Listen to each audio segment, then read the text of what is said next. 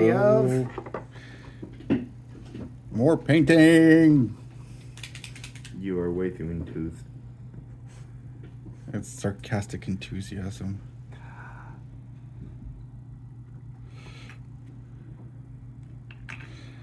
So yeah, today we are just continuing the same shit we did last week. Woo! Oh, it's still registered under paint base too. Oh well. Yeah. Wait. Yeah, you can change it midstream since you're on your account. Yeah. Okay. So, for those wondering why I'm doing, there's some gray stuff on this guy here. It's because off screen I glued the antennas on, and other shit like this little gun on this guy. So I'm just giving them a quick. I'm gonna give them a quick coat just to make sure. Okay. Meanwhile, I'm painting metallics. Since the browns on my guys look pretty cool. Yeah, they're pretty cool. Alright. There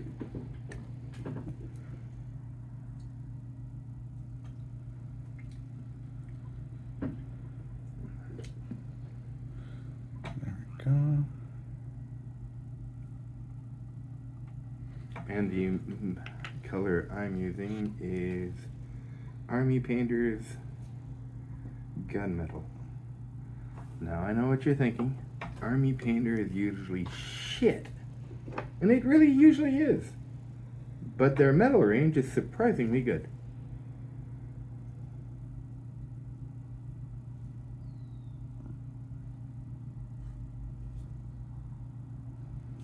And their new Fanatics line is absolutely fantastic.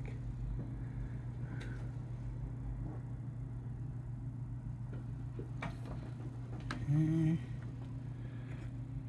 That one I just did. I got one here.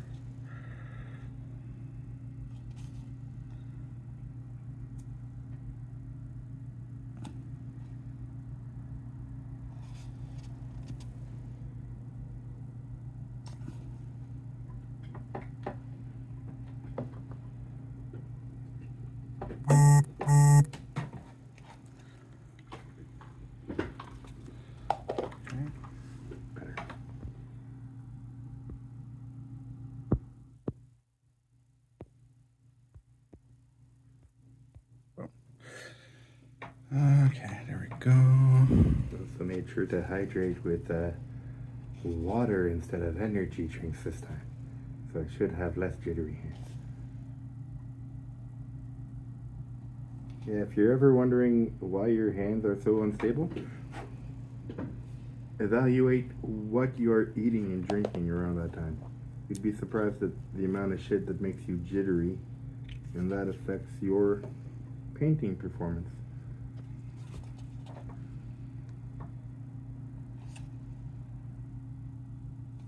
And this is coming from a guy who regularly drinks 3-4 cups of coffee per day and tries not to drink coffee around the time I paint.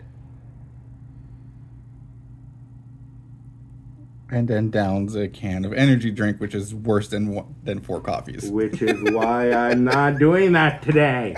I just went over that. Jeez, Neko.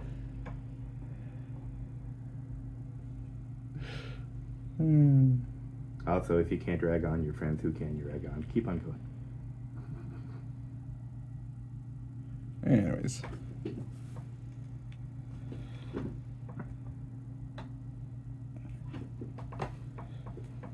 Okay. Oh. Got a little bit of here that needs to get some coating. There we go. Okay. All of their little antennae have been painted, so we'll let that to dry off a little bit because they're definitely going to need more than one coat. If you're at all wondering, hey, isn't that metal a bit bright contrasting to the rest of the uniform? Yes. Yes, it is.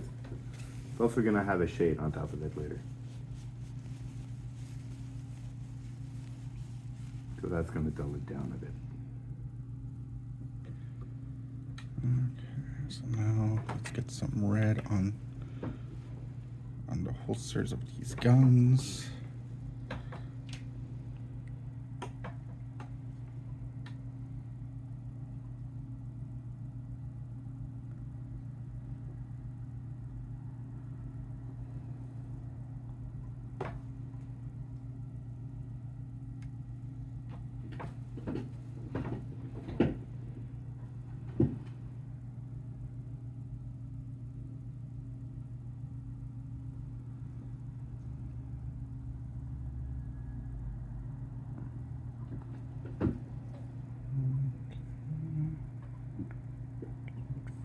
There we go. Well, let's get this guy here.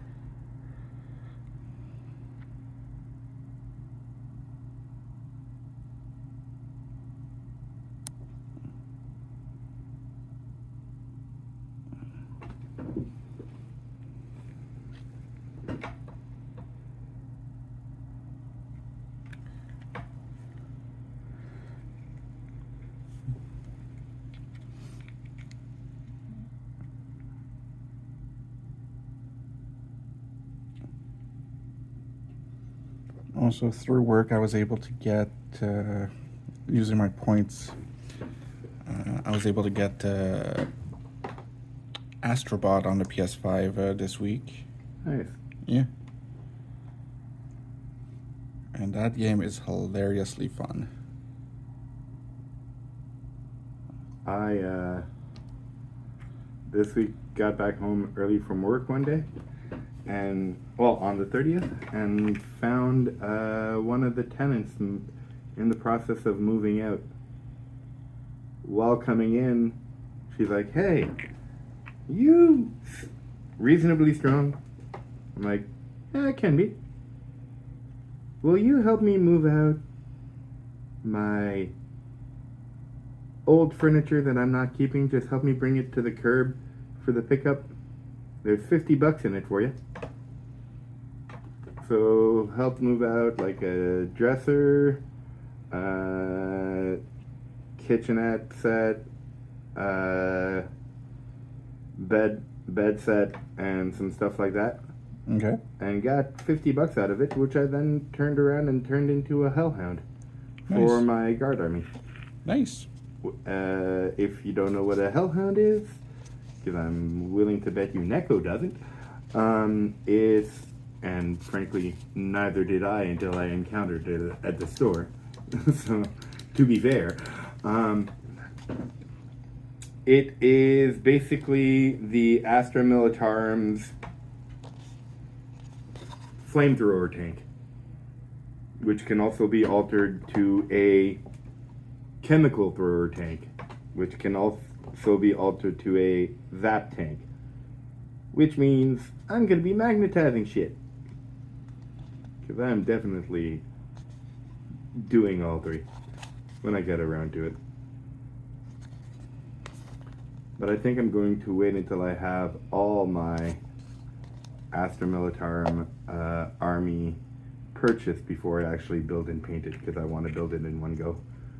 Which I've been told is insane, because there's going to be so many models, but I want to try.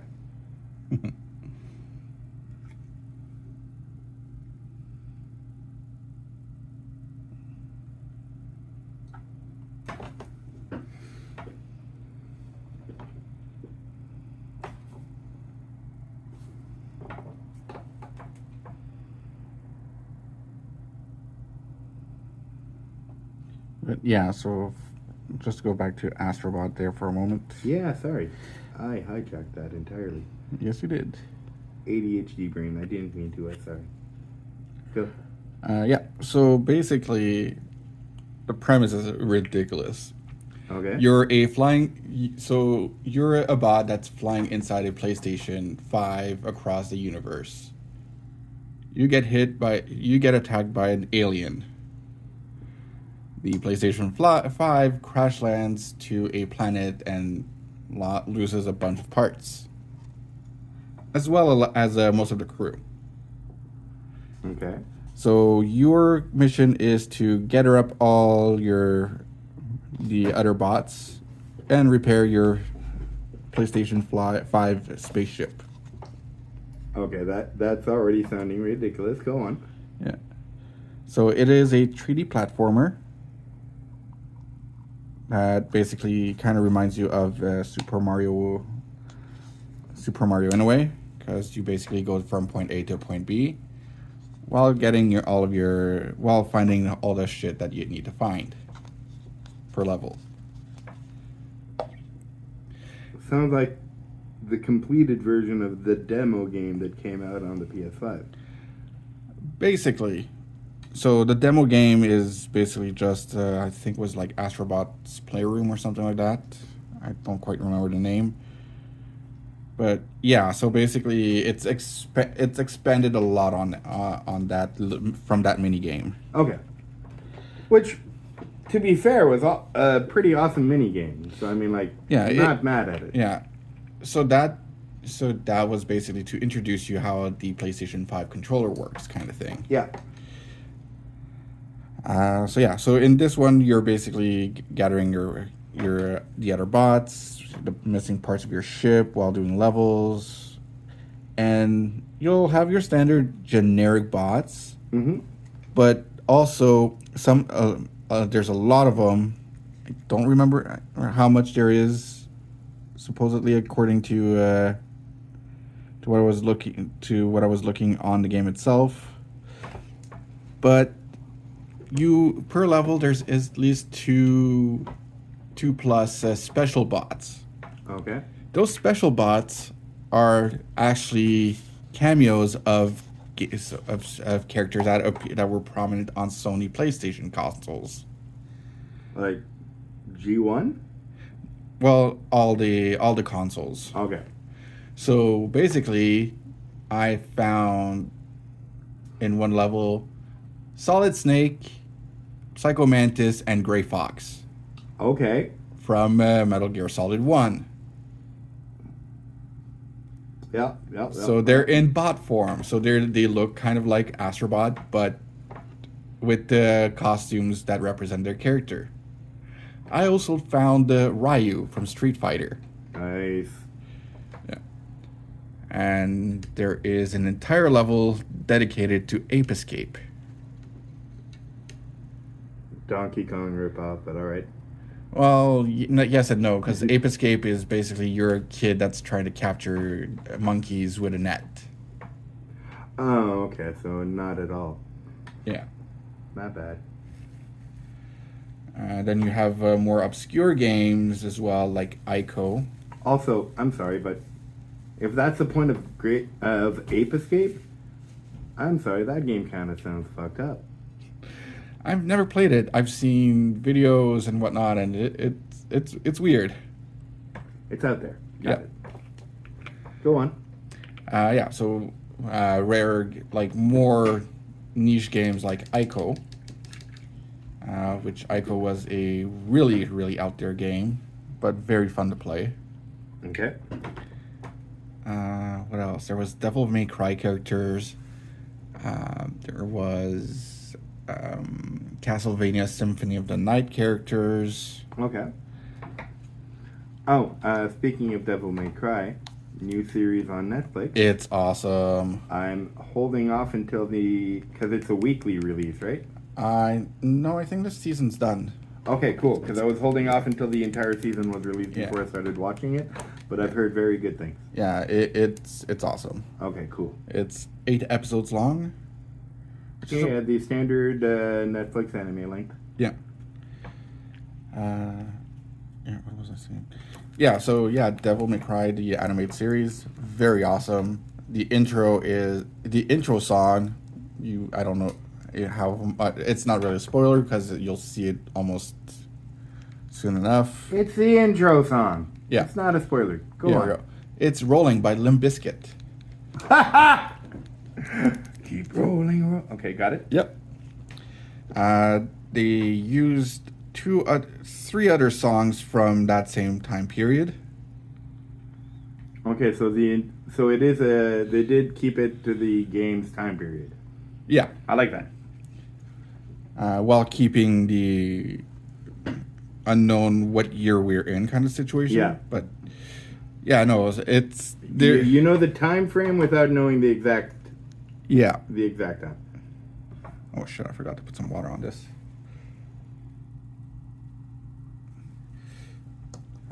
Water dropper. There we go.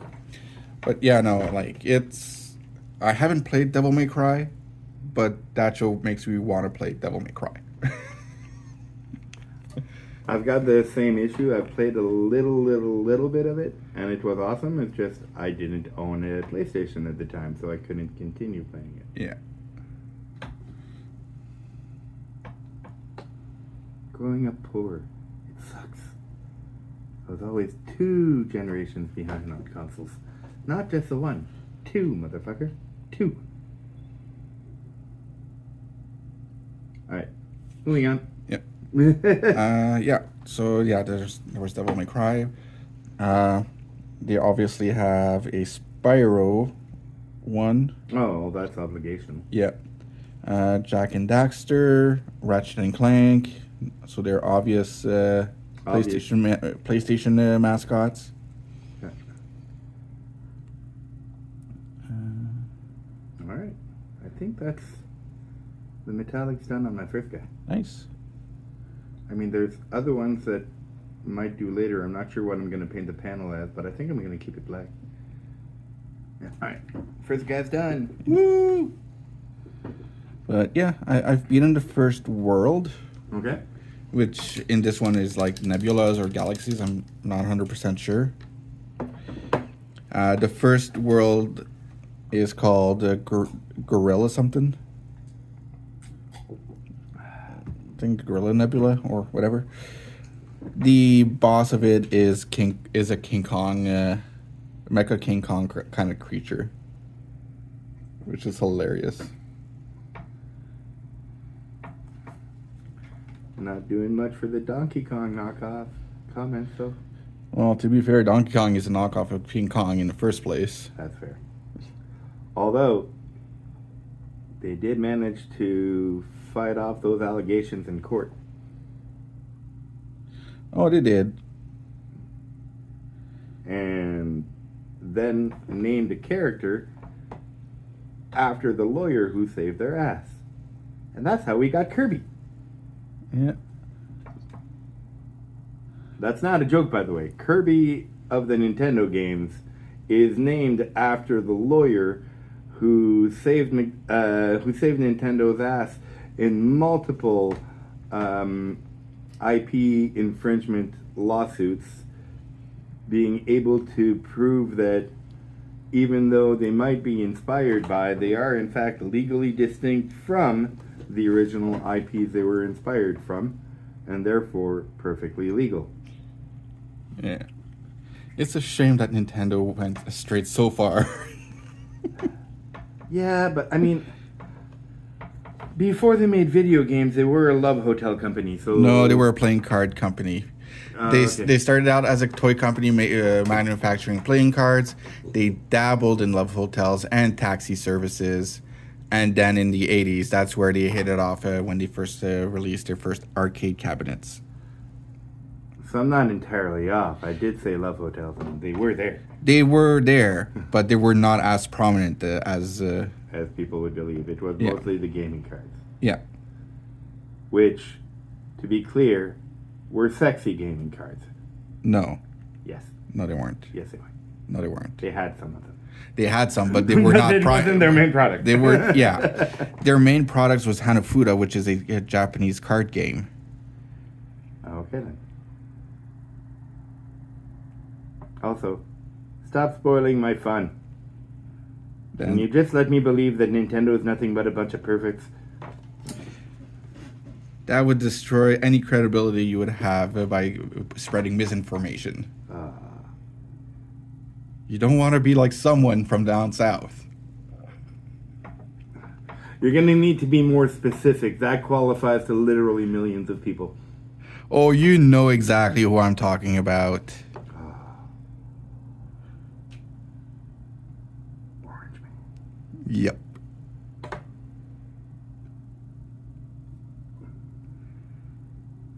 That man never encountered a lie he didn't want to tell.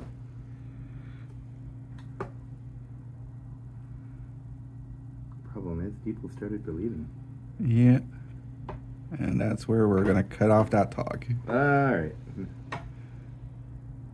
Peace of our country did the right call. Yep. Okay, now that's where we're going to cut it off. Yep. Because I know for a fact we got some Albertans listening. And they might not agree with that.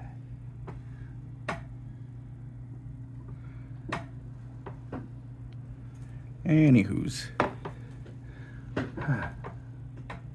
Back to the satire of the future as opposed to the grim reality of the present.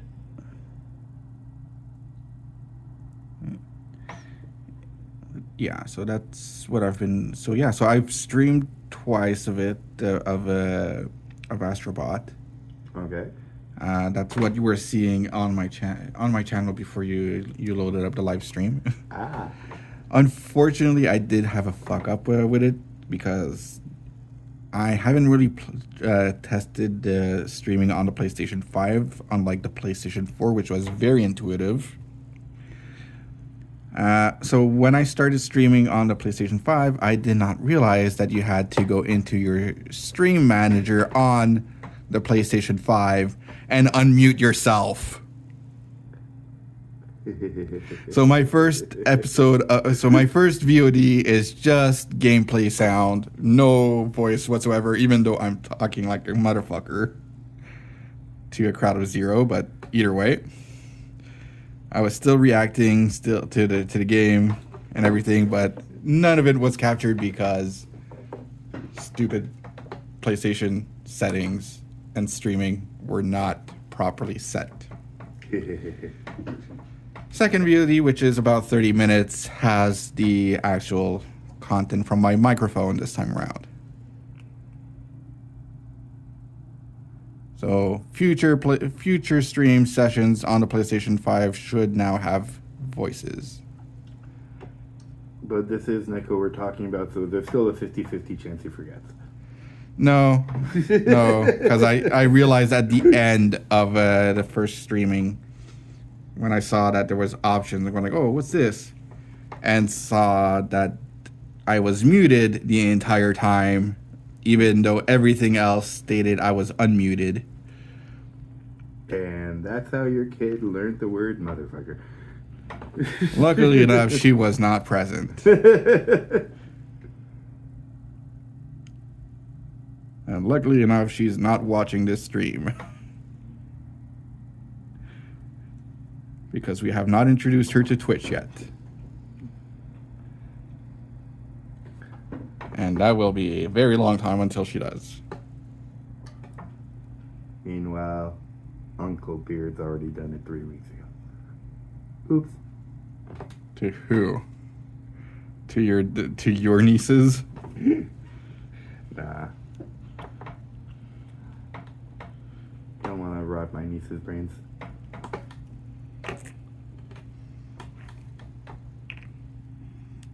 Yeah, because we all know how your kid turned out. Oh God! Don't even start. To be clear, I love my child, but there are a lot. The brain rot has definitely taken hold.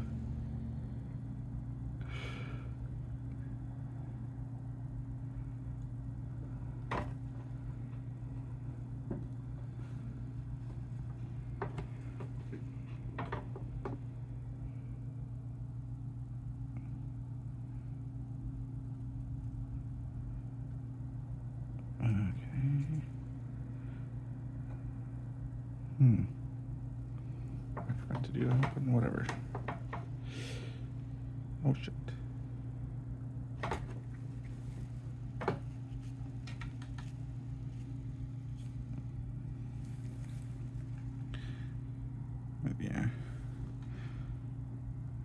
But otherwise, I also got via Air Miles, because even though it slowly accrues, you can still get some pretty good shit on there for cheap.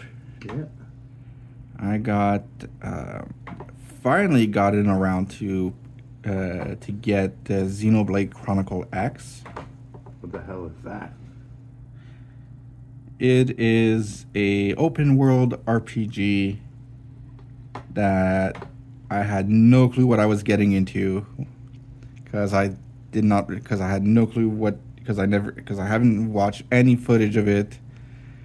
I did have Xenoblade Chronicle 1 on the Wii U, or was it the Wii? One of the two, which had a completely different vibe to it.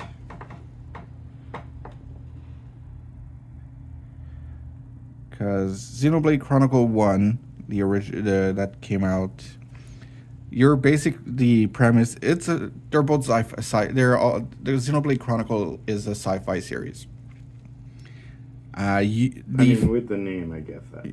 Yeah, well, it could have been fantasy. Xeno tends to be aliens. There's not any aliens in fantasy. Fair enough. Well, anyways. Yes, go on. So Xenoblade Chronicle 1, the story starts out, you are on one of two giant, and when I mean giant, I mean it's basically an entire planet-sized creature that basically fought to death and are now frozen for eternity kind of situation. While this one, you're a spaceship from Earth that basically crash lands on an alien planet. Except it's one of those living creatures. No, it's an actual planet because you see the planet. Okay. Unlike the other game where you see the two creatures fighting out in a giant ocean. All right.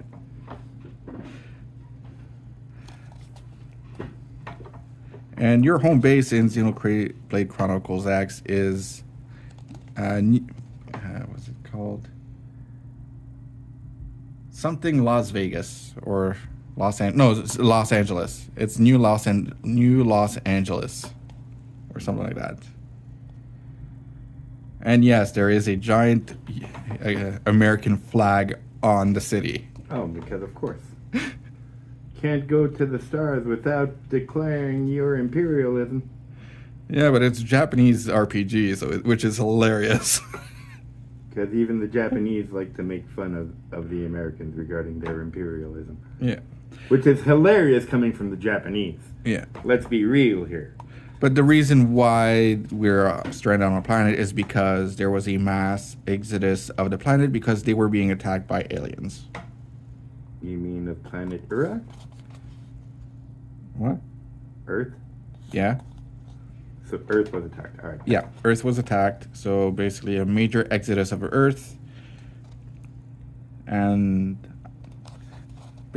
from large ships leaving Earth to carrying millions of people each, coming out from all sorts of major cities around the world. I'm guessing our ship is probably from Los Angeles.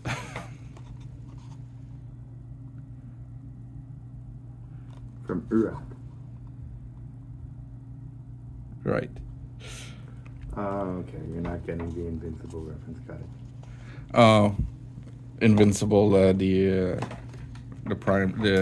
Amazon Prime show. Yeah. Okay. One of the characters is like an alien that goes from planet to planet evaluating their defenses and stuff. Yeah, like Alan the alien. Yeah, I know. Yeah. I forgot in the first season that's how he called Earth. No, because Earth is an entirely different planet. He was literally showing up to the wrong planet. Yeah. This isn't Earth. This is Earth. What? Yeah, because obviously Omni-Man never spoke to him. Yep. Anyways. But yeah, it's pretty interesting, and like the story's getting interesting now because like obviously JRPGs sometimes have a shit ton of of exposition before you actually get to the interesting part of the game. Yeah, that's why game number 2 of most RPG series tend to be the better one, because the first one has to spend so much time on world developing that it does end up actually costing a little bit of the enjoyment of the game. Not much, but it's like, yeah, okay, this is a bit much. You get what I'm saying. Yep.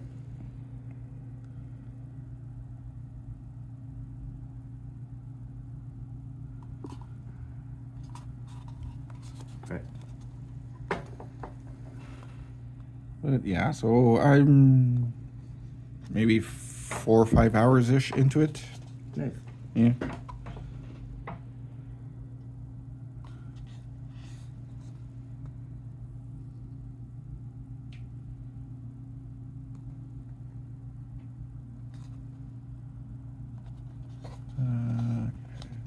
There we go.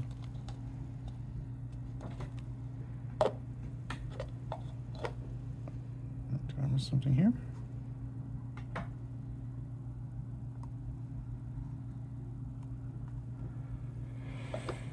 Okay.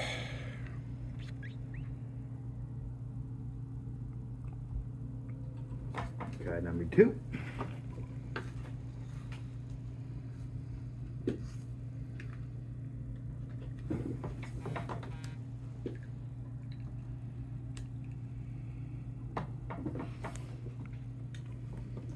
Guide number 3.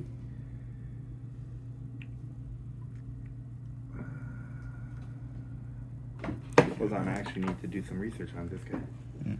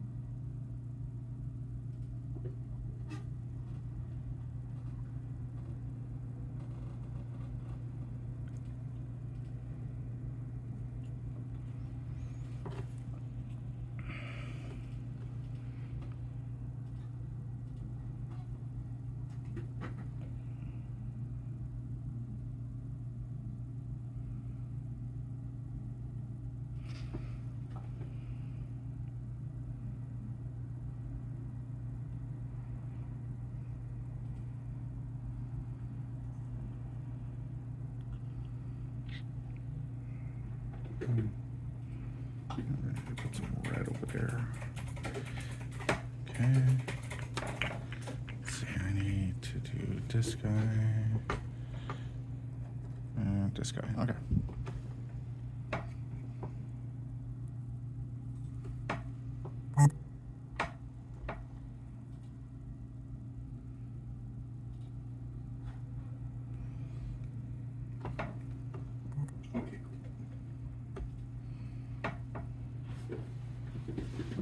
Alright, so this is my Death Watch member.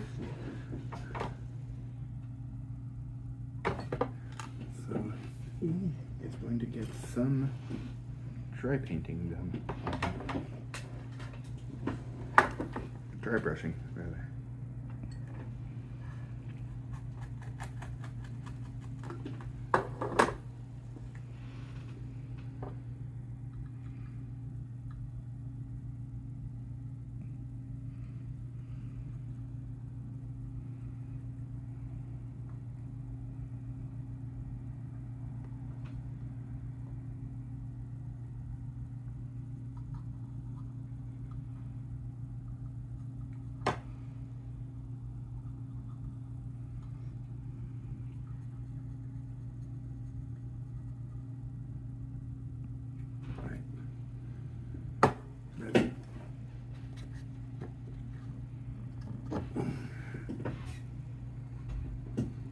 literally all it needed in the dry brushing. And even then I overdid it, so I'm gonna need to use some recess paint there.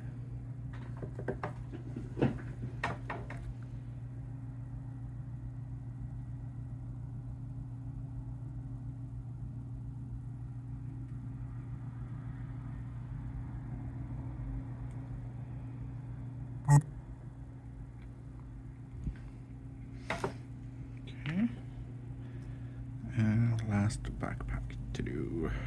Honestly, I don't want to use gunmetal on their armor. Only on their weapons. I will use another silver for that one. And that's how you change your mind on the fly.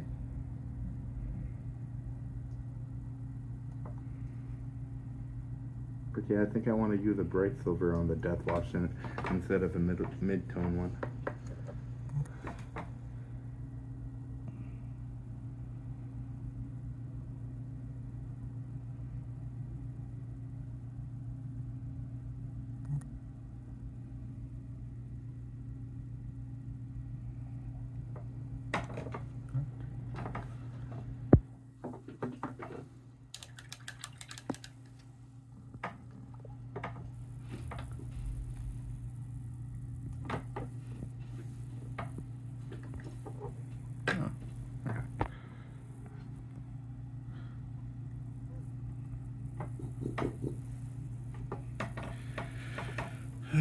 Okay, let's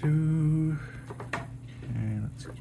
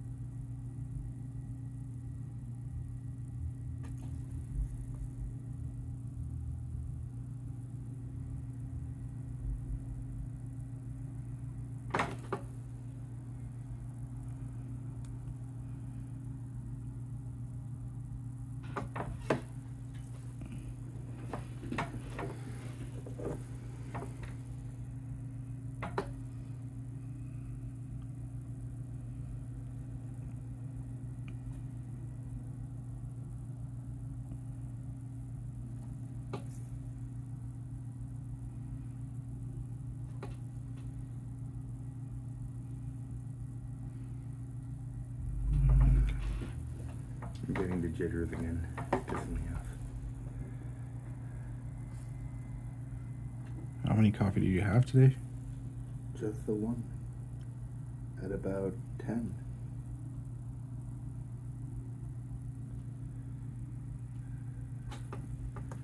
Might just need a quick smoke.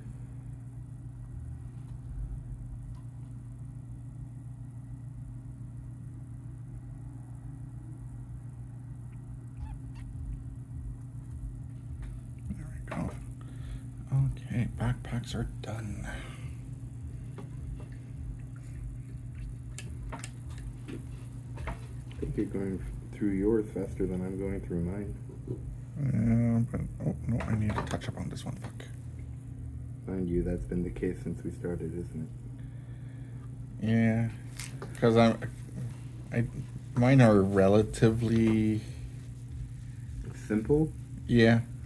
and they're physically smaller. Which, I mean, doesn't make a huge difference at this scale, but it does make a difference. Yeah.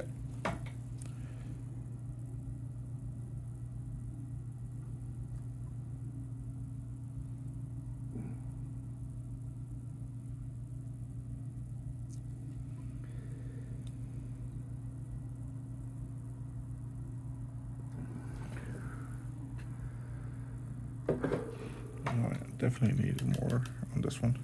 Yeah, I'll be right back. Okay. you might want to not minimize, but because if you're going to go outside to smoke, I'm not going to be able to see your chat. There you go. Well, mind you, I won't be able to read it, but I'll know someone's typing.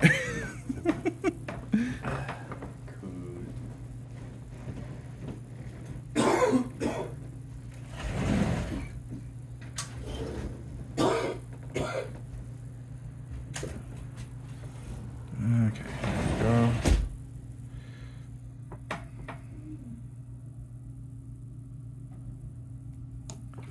Let's double check the backpacks real quick. Okay, yeah, I'm missing some here.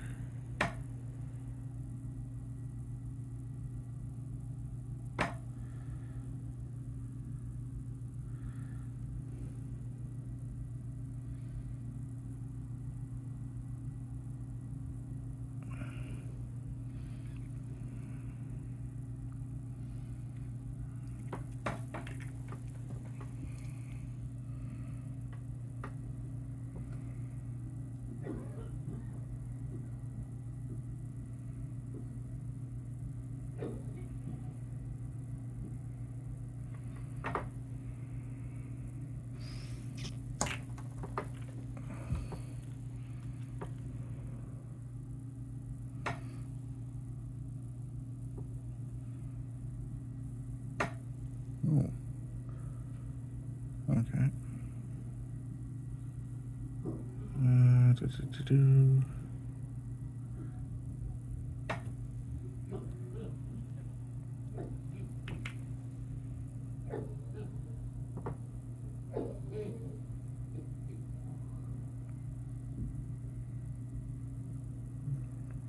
Yeah, that's gonna need some red in there. Okay. Yeah, now I think I caught them all. Oh.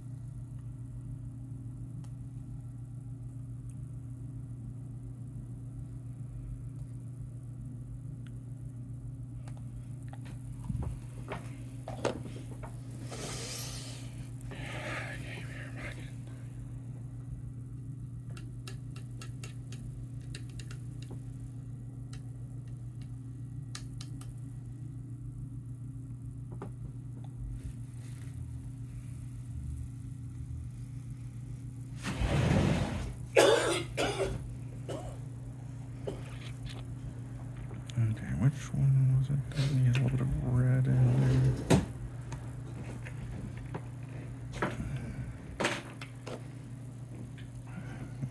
This one. Yes, dog. Yes. Tabs. Oh, shush. There we go.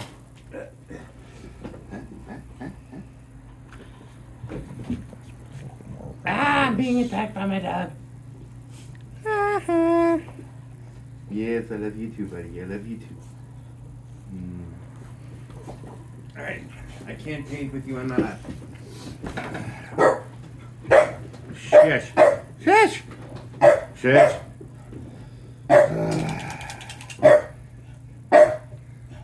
Taz, buddy, I love you, but shut up. Shush! I literally brought you out before I started the stream. You don't need to go out. You've been fed. I've just tossed your toy, and you don't want to go play with it. You just want some loving? Is that it? Yeah, you just want some loving.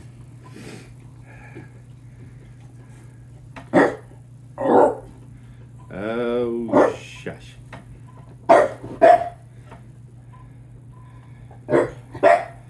Tabs, Shush. Arrête, là. C'est assez.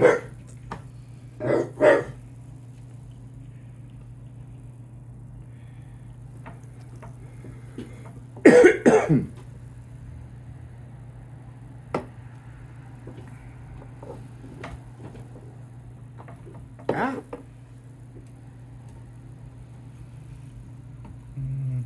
Oh no. One of us went on stream for a second. No face. But clear shot of the t-shirt. Eh. T-shirt's fine.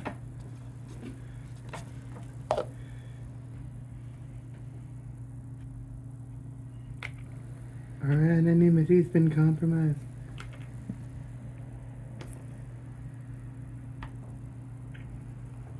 Oh, this is the one I wanted.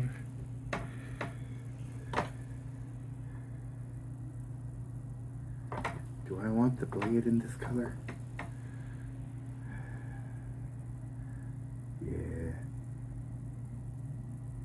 Okay, there we go.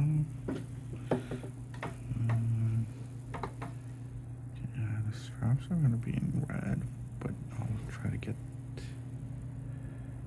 Okay, that is going to require a second coat.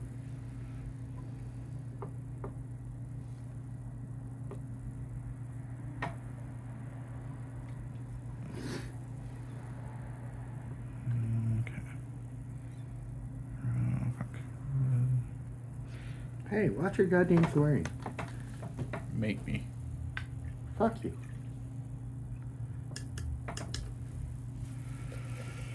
Okay, so I need to get... No, wait.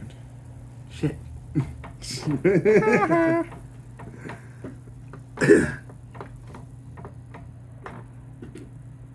I think I fucked it up.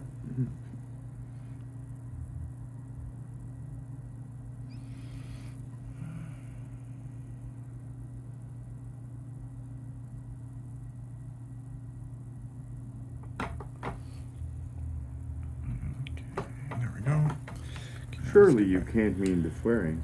I can't. And don't call me Shirley.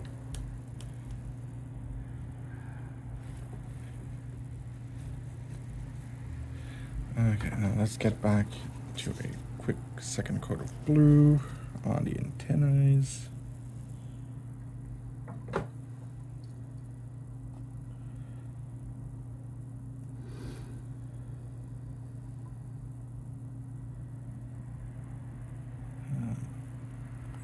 I'm gonna build up from this.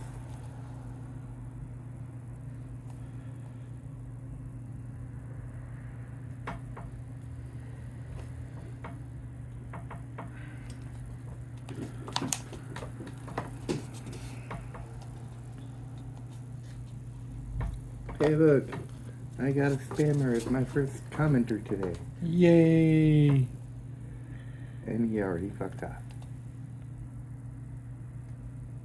That's your cue for a second, yay. Yay!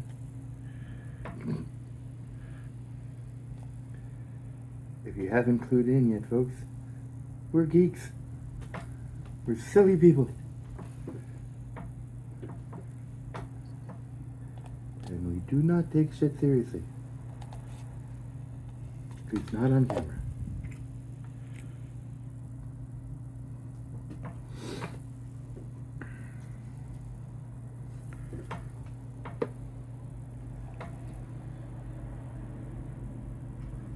For we do not put to camera the Molotov cocktails. No? Alright.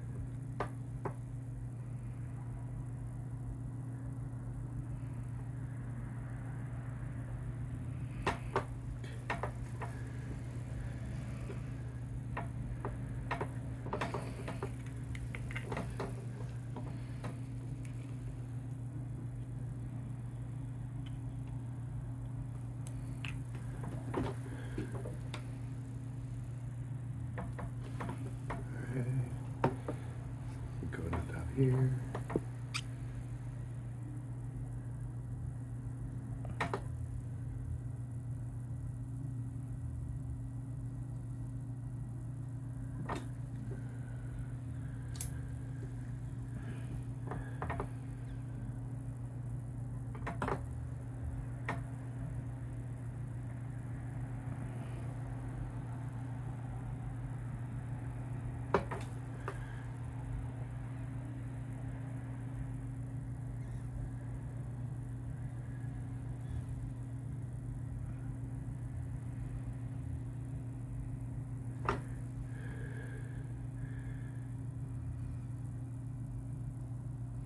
I need to get this guy's hand done.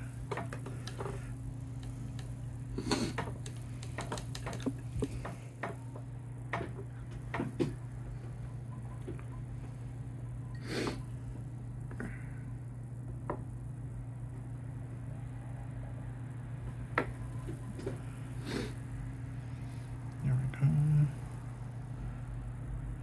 Okay. Okay.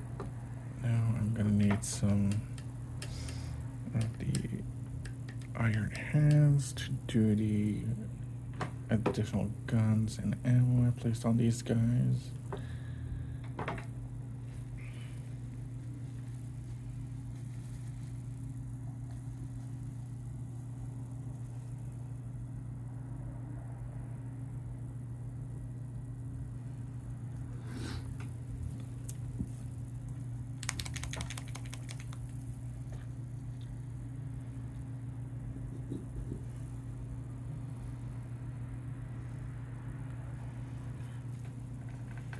Oh, I saw something funny on Reddit. Mm. It's the Power Creep subreddit. Yep. And they like to pin fictional characters against other fictional characters. Okay. And Who did it put up against Goku this time? no, this time it was against Titus of Space Marine lore. Okay. Master Chief versus Titus. Who would win? Oof. And before you even think about it, I'm going to stop you right now. It doesn't matter who you put up against the 40K universe. They lose. Period. No, we already went over this. Sailor Moon would actually be able to solo it. What? No, she meets one of the fucking greater demons and she's done. She resets an entire universe. Yeah, but like we've had beings try to do that in 40K and they failed. Yeah, but she succeeds. In her universe, she hasn't encountered the shit in the Dude, 40K. if we're putting them within their own respective power sets, she would win. You can't put it she would lose in this universe. Okay, if we're okay, using okay, her well- entire powers, she would actually win. If she's able to reset an entire universe, it doesn't matter which universe she's in. All right. Well, but back to Master Chief versus Yeah. Titus. Here's where I gotta go. The thing is, Master Chief is like 6 or 7 foot tall. Which makes him a foot shorter than Titus. Yeah. I mean, like, don't get me wrong. I'm a fan of the Master Chief. You put anything in the Halo universe against the 40K universe, it's done. I'm sorry. I mean, the Flood, maybe? Tyranids? Yeah, but the Tyranids and the Flood are basically the same thing. Yes, but that's what I'm saying. It's like the Tyranids are still being held back, and I'm sorry, if you put the Flood against the Tyranids one-on-one, my money's on the Nids. Because they'll just absorb the Flood's DNA and make it part of their own attack. Well, they'll basically merge. Yeah. Yeah, so they're technically equal. See, now you just made me think of a Flood-Nid hybrid attack thing, and it's like, alright, shit. Both universes are done now. Yeah. Thanks, Neko. you've created the one force that could just wreck everything else. Well, I mean, if you add in the replicators from the Stargate universe, then everything's fucked up.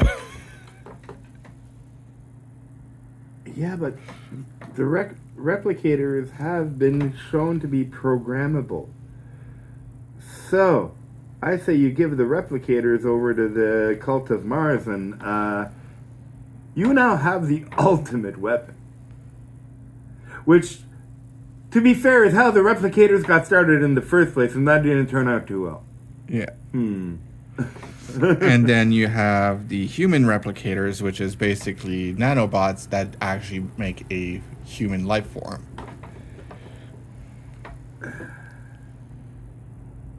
That's just a synth. That's all that is. That's a synth. A synth that can't die. You're talking heresy here, brother. I'm sorry, but that's what the human replicator is. It's basically just a shit ton of nanobots. Yeah, that's because it hasn't encountered Nurgle yet. And yes, I'm implying that Nurgle can also make computer viruses. Yeah. And he's shown that he can. It's fucked. And boom. Spammer, you have been terminated. Ban user.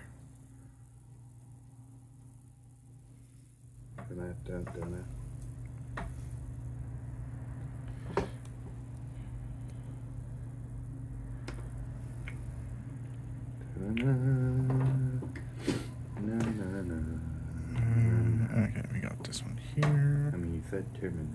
Yeah.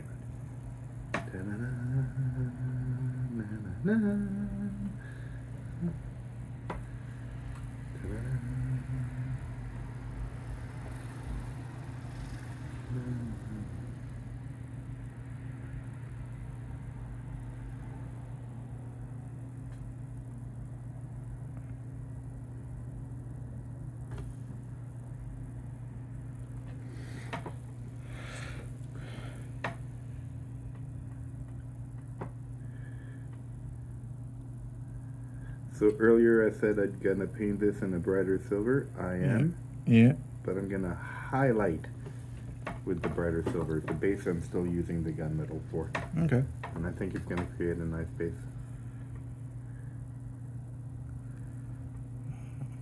There we go. Okay, now was there anyone that was left that needed some? No. No. Okay, we're good on these.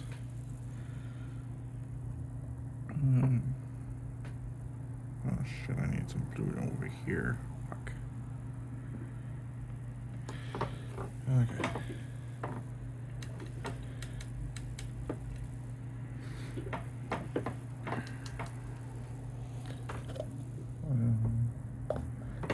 Yeah, look at the backpack.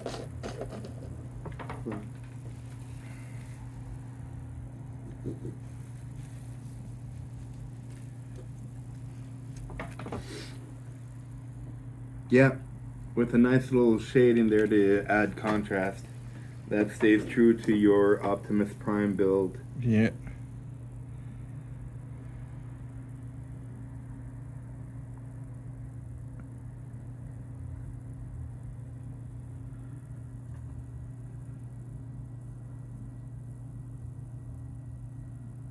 There we go. Fucking nooks and crannies.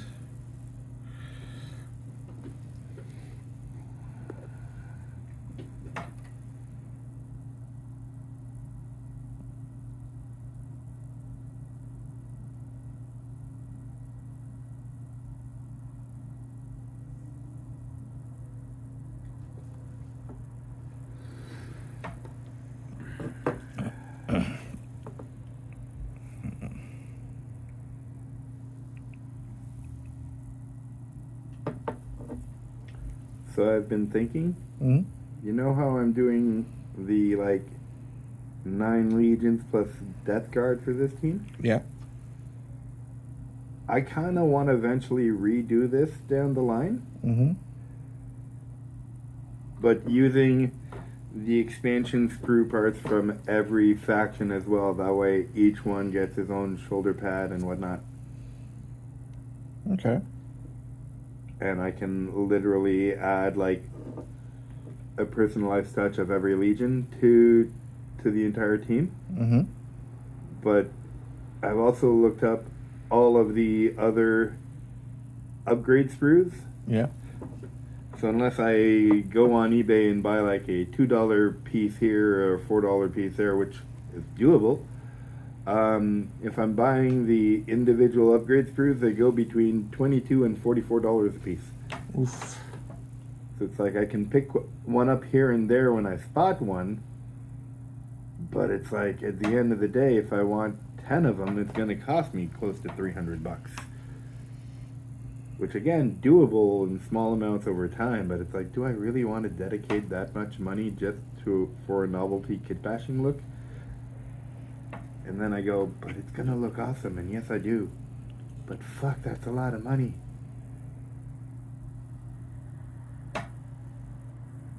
And I piss myself off. Because I still want to do it.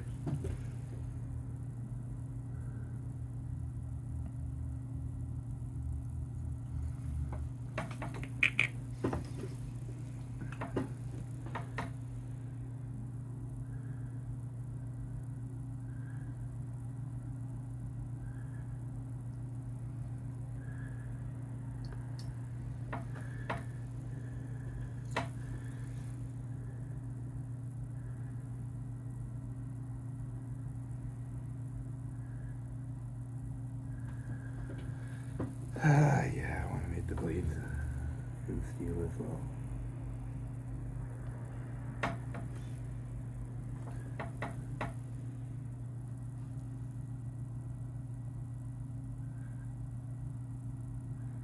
Actually, I'm going to put the handle in black. Yeah, blade guard in steel. Alright.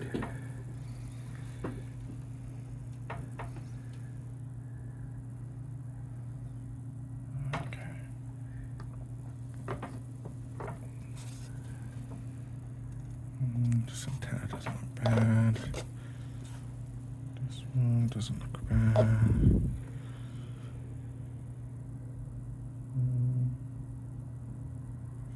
That one needs some red there.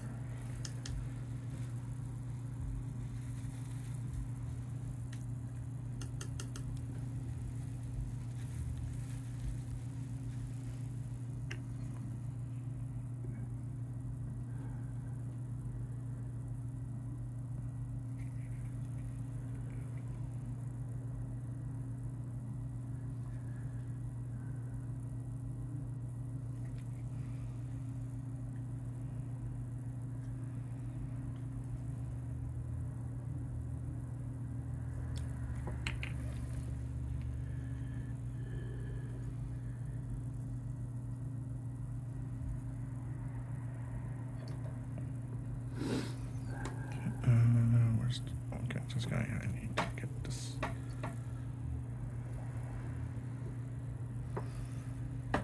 Okay, this is precision. Boom. Okay.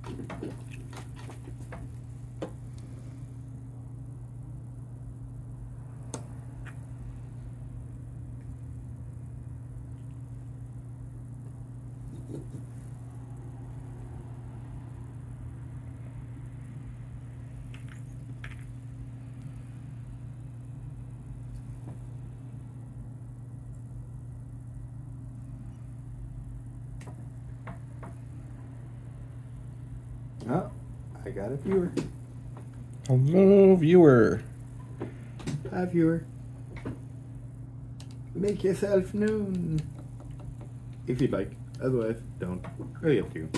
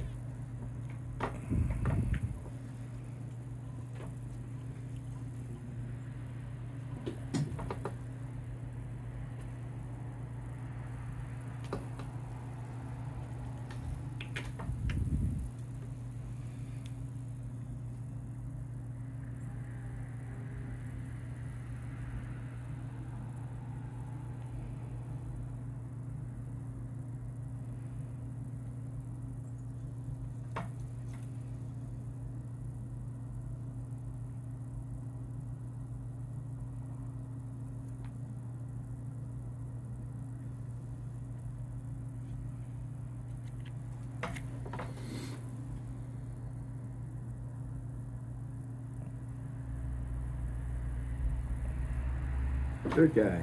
Done.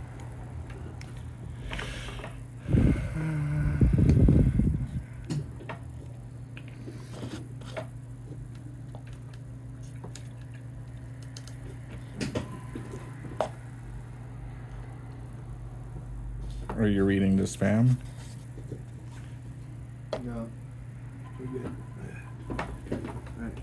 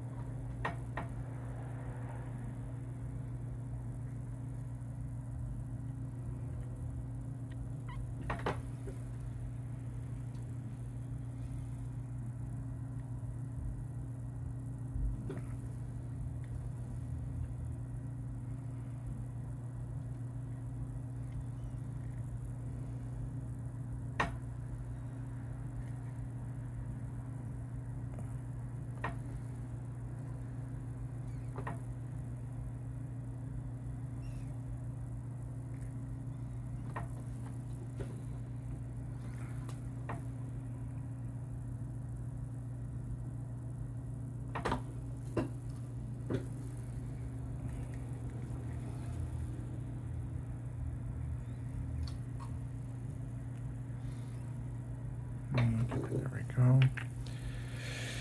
Okay, so I think I'm ready to put that blue on for the skin tones. All right then.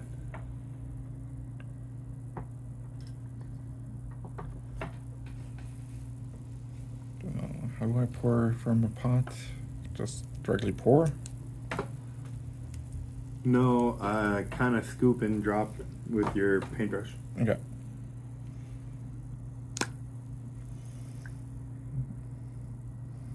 Okay, well, I can scoop from this here.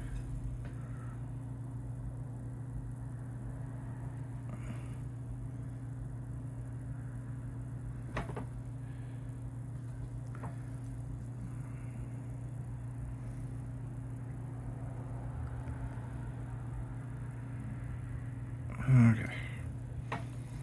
And now to put a drop of water in there.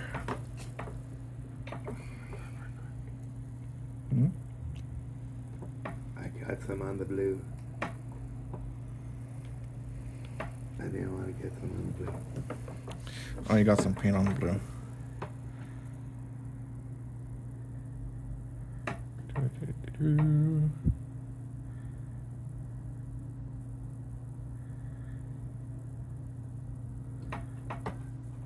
Mixing paint.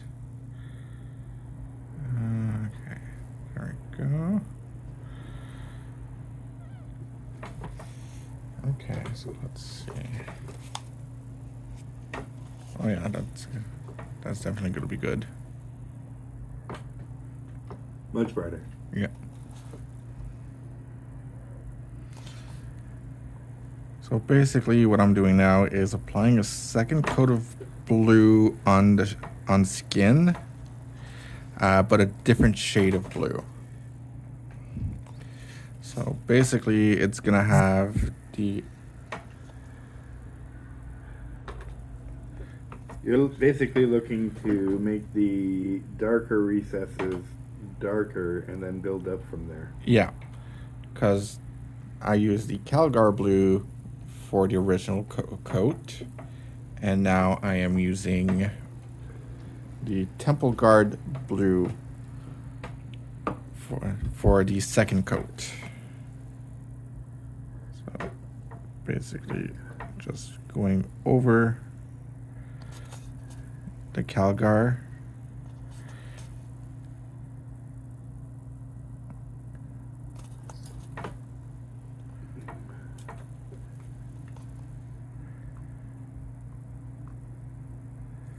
Basically kind of doing a...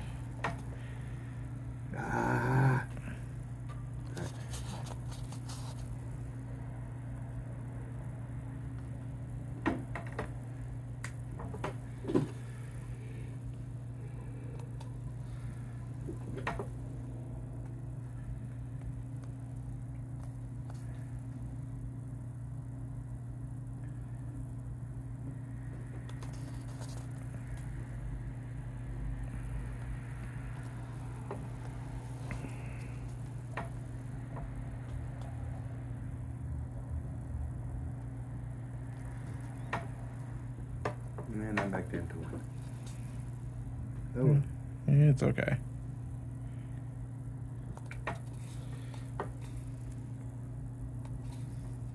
Here's the secret.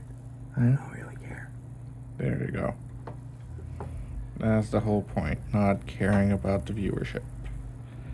If it happens, it happens. If it doesn't, well, you're still having fun. Am I the... Yes. Yes, I am. There you go. Besides, it's like a video log of your minis.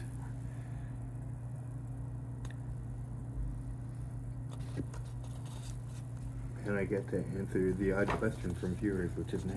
Mm-hmm. Even though I've only been doing this for a couple of years.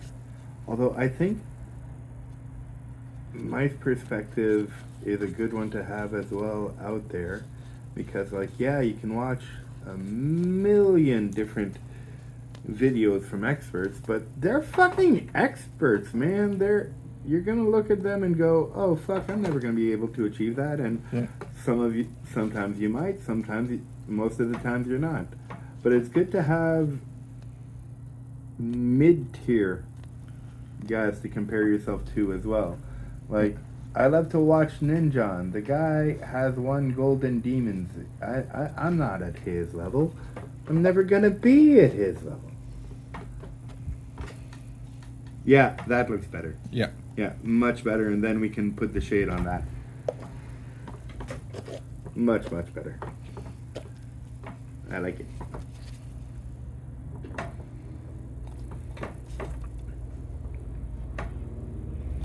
So yeah, as I was saying, it's good to have those mid-tier people that you can also compare yourself to. The ones that are more accurately comparable to your skill set. Like, I don't consider myself a good painter. I know for a fact I'm not a bad one. But I don't really call myself good. Just because I've seen way better out there. But I like what I do. And that's what counts in the hobby. Yep. I mean, you could be the shittiest painter in the world. Just pick chaos or orcs and boom, it doesn't fucking matter because it still looks like it belongs.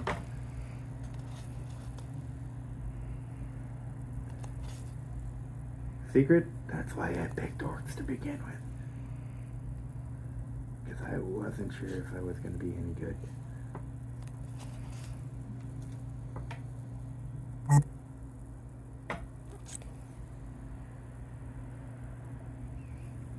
Turns out I'm just enough of an asshole perfectionist to be good at this.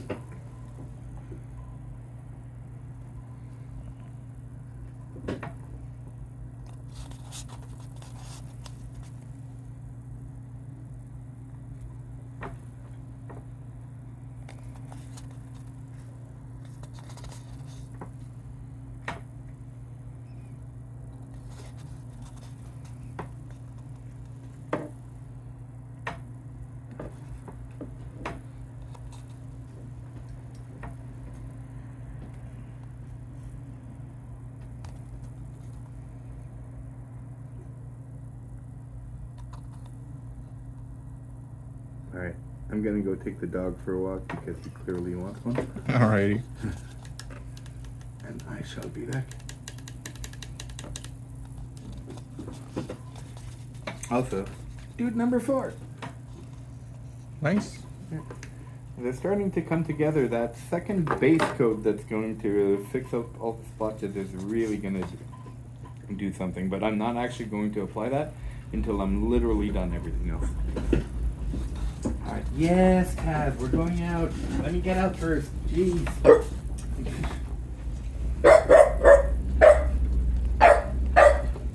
Okay. I know you want me to take you out. Patient.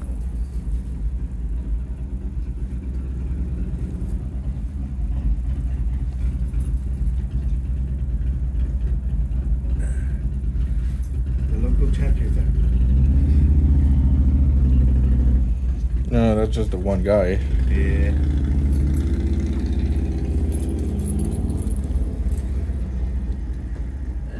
With a passenger.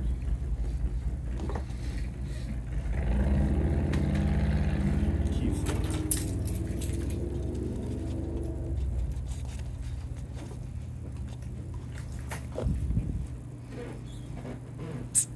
Okay.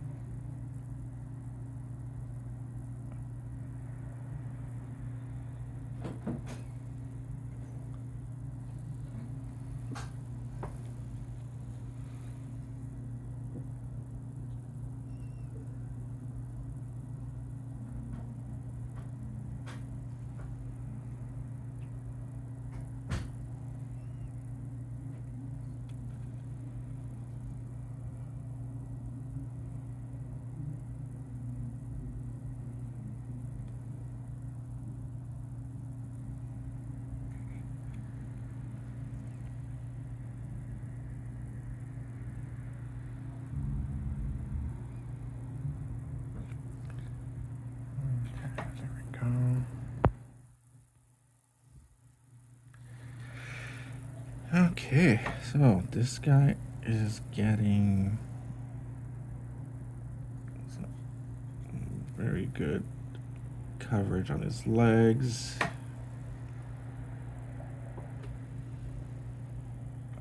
Can I focus on this? No, it's not letting me focus.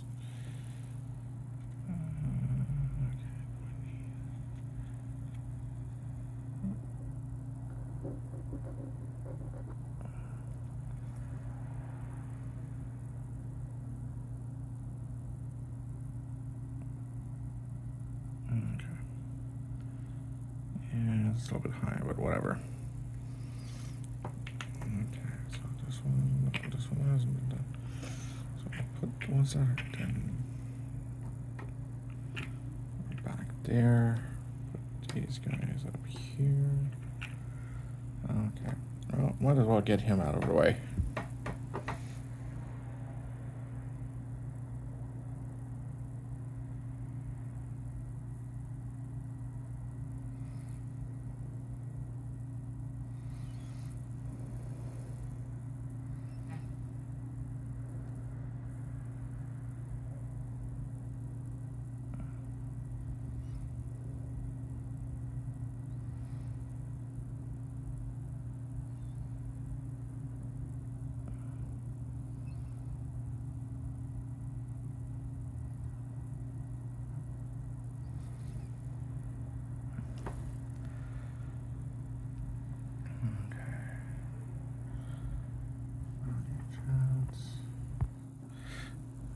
Do-do-do-do.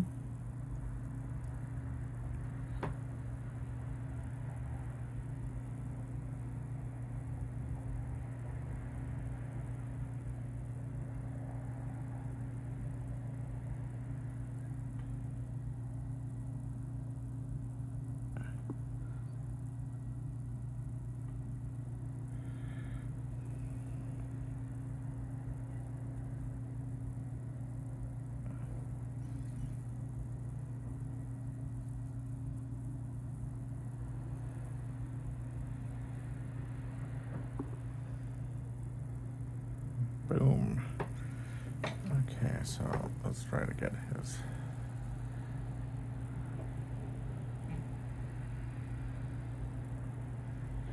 Yeah, so his head is pretty good looking. Still need to do the braid, which I'm not 100% sure yet as to what I would be doing for it, but we got the legs here to do. Let's get those legs done. Legs for days.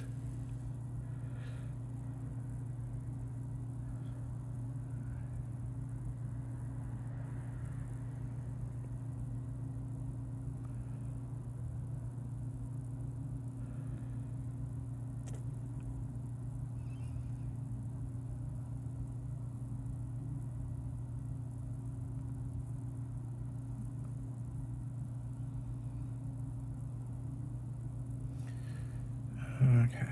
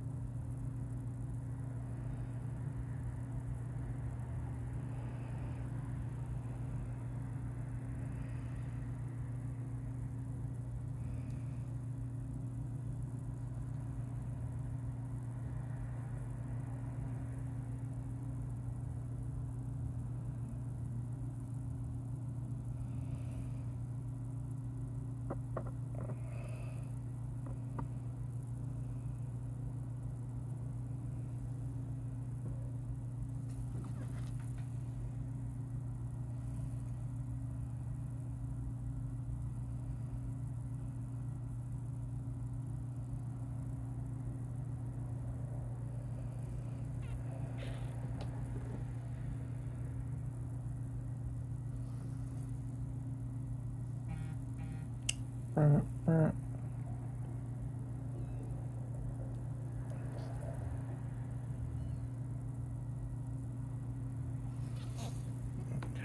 there we go. Okay, so let's get this one here. Yeah, why not?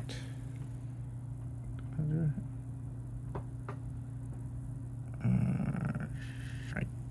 I need to do some red in the backward here.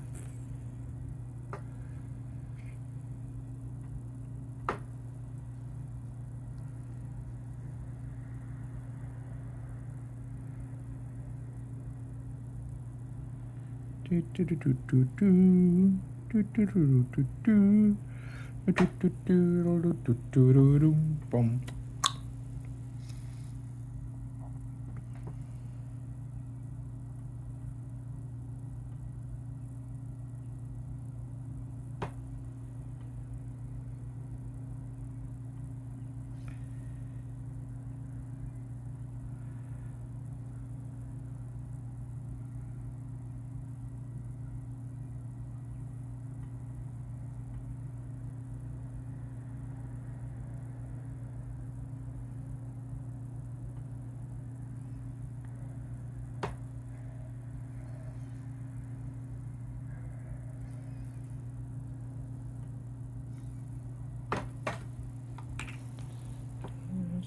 Okay.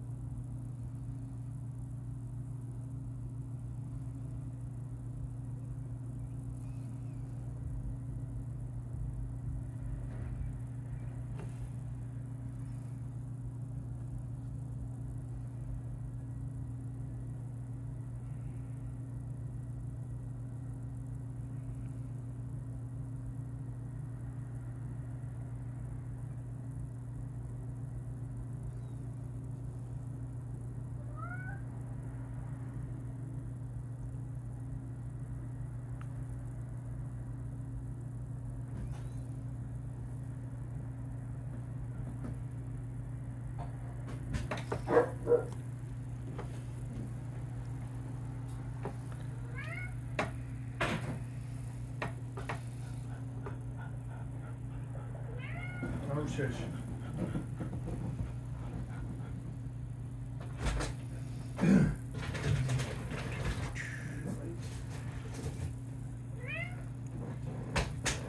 How goes the painting? It goes well. Here? God damn.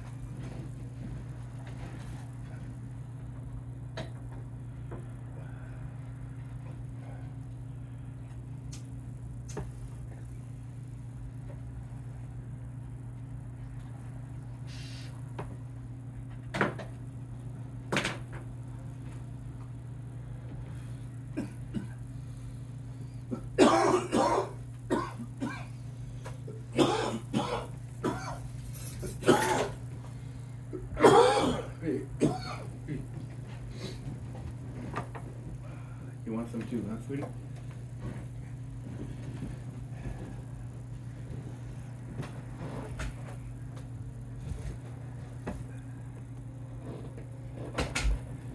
That would be my cat.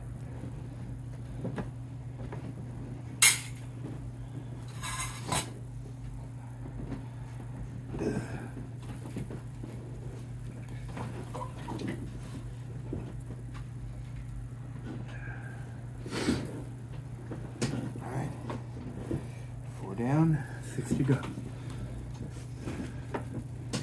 Let's do yellow next.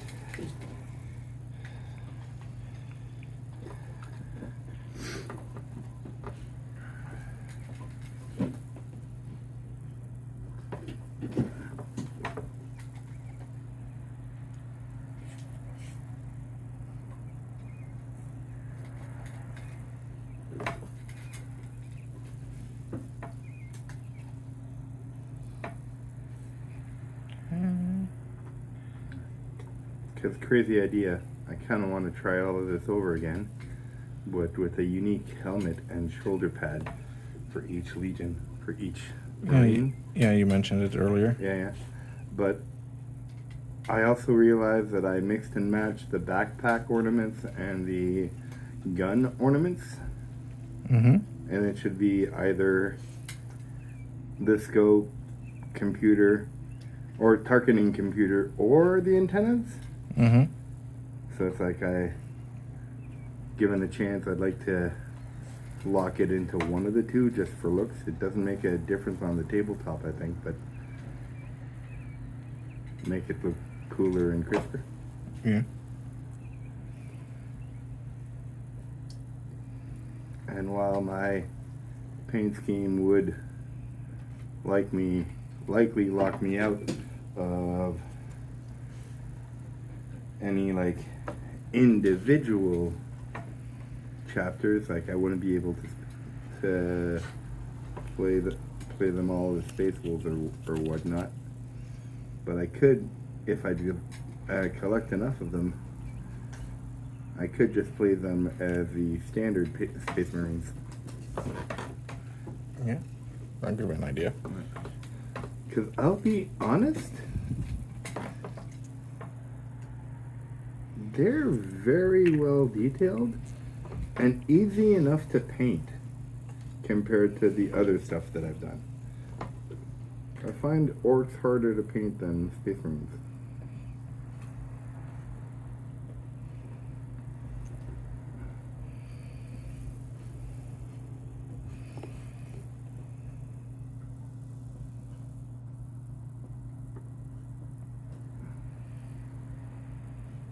And they're kind of fun to paint with all their easy angles.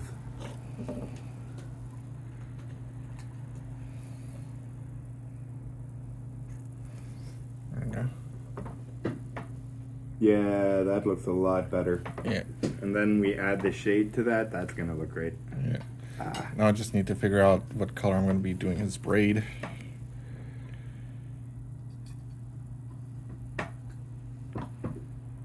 I mean, the easy answer would be a darker blue, but that's boring. The fun answer would be this. Green. But that would clash. Honestly? Would it?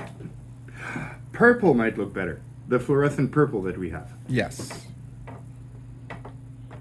Yeah, fluorescent purple would probably be good. And would still be a little bit be more in theme with the Optimus Prime than green. Yeah.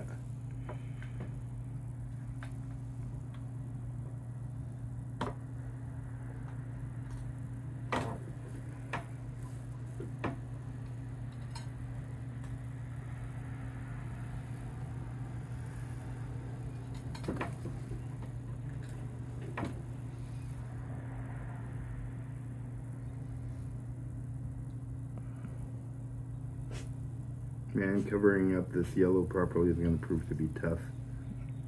Yeah. Gonna definitely need a few coin coats of this.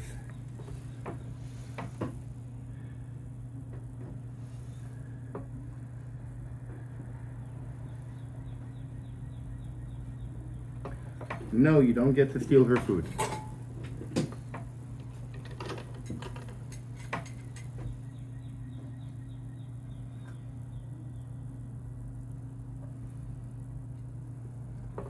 No! You're fat enough! God damn! For those wondering, he was talking to the second cat. My fat cat that's trying to steal my skinny cat's food. You don't need no food, buddy. You're already 20 fucking pounds. Or at least he wasn't this heavy. He's not as big as he anymore. Because I put him on a diet, which he fucking hates, by the way.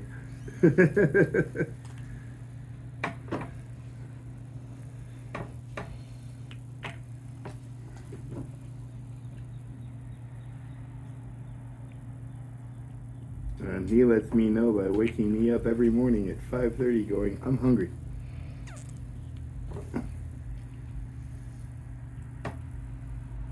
Which on some days, if I'm being honest, have led me to want me to throw him against the wall. Let me sleep. I haven't done it. But it's tempting.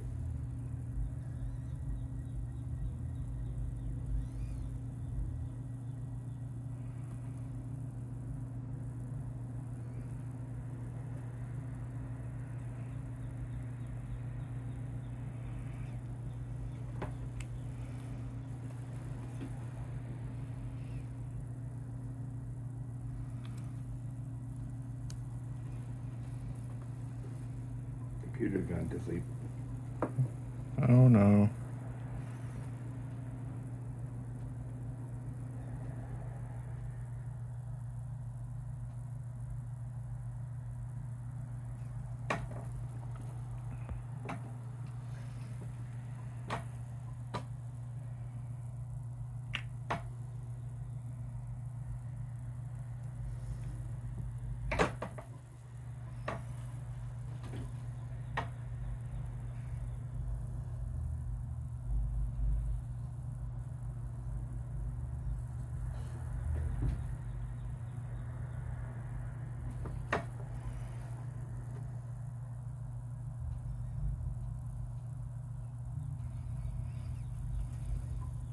Oh man, if the yellow's an issue, a white is going to be a nightmare.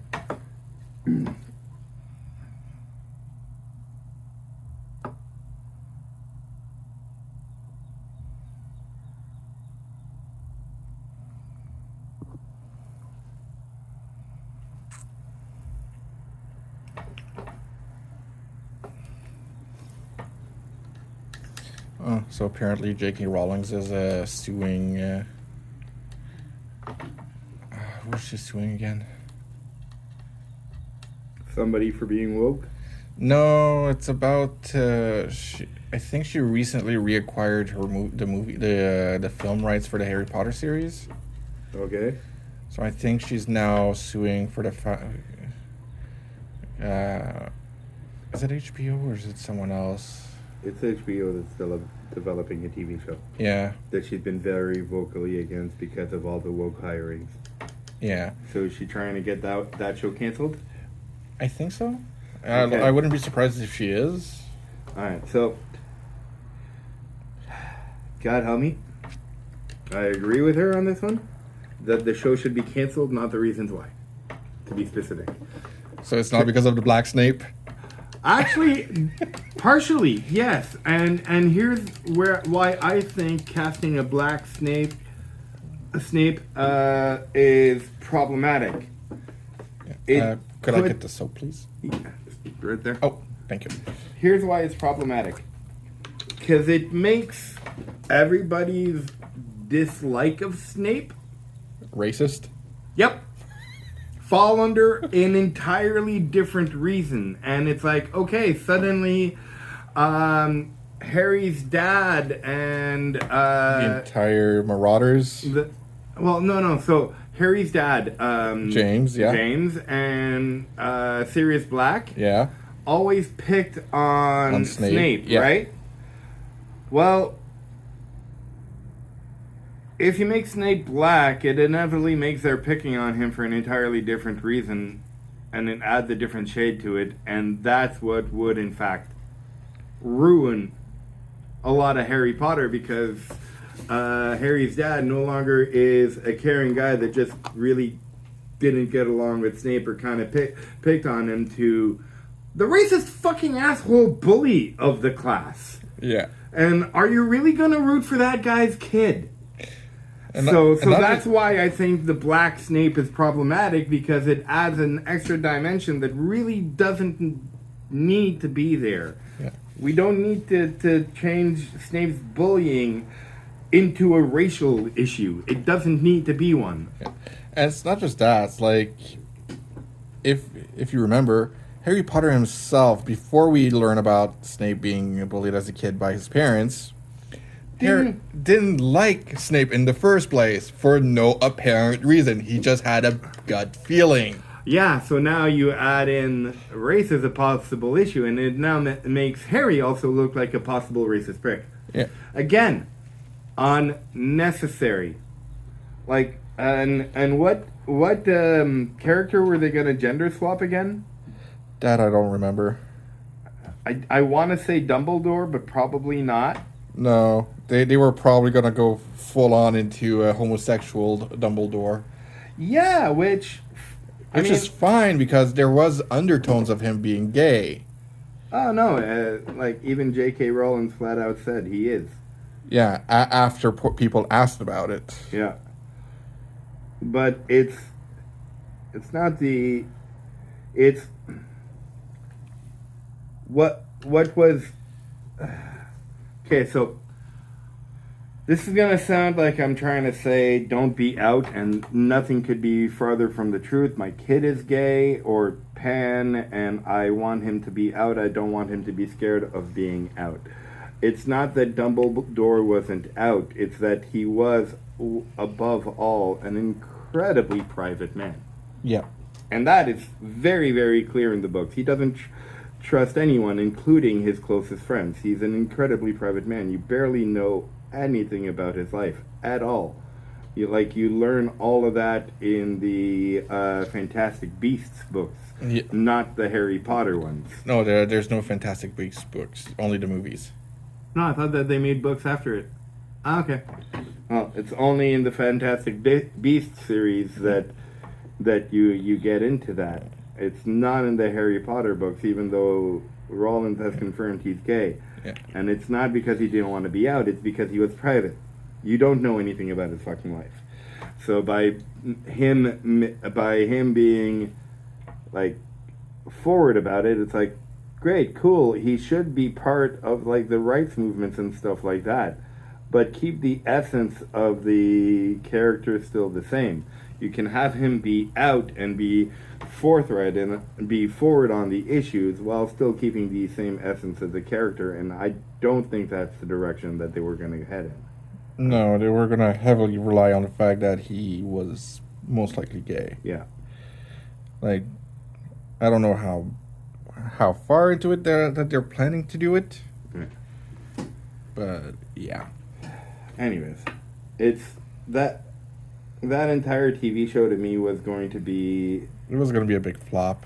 Well, it was going to suffer from the same problems as The Witcher and the Lord of the Rings series suffered. You've got directors who want to make their name known and are attaching themselves to an IP that they want to rewrite. And I'm sorry, but if you want to rewrite an IP, then don't go direct that IP. Write your own stuff. Write something that's clearly inspired by, but it's its own thing. Yeah. I will fucking watch that if it's good. Just don't try to call it what it's not. Like the Lord of the Rings series has so many issues. You're trying to tell the story of elves from a human's point of view, and as a result, you have to condense literally 3,000 plus years of history into the lifespan of one human being, and you can't fucking do that. You can't. It doesn't matter what you do, your show is going to suffer from it. And then you're going to put forth such an important character as Galadriel without also putting forth Celebrimbor?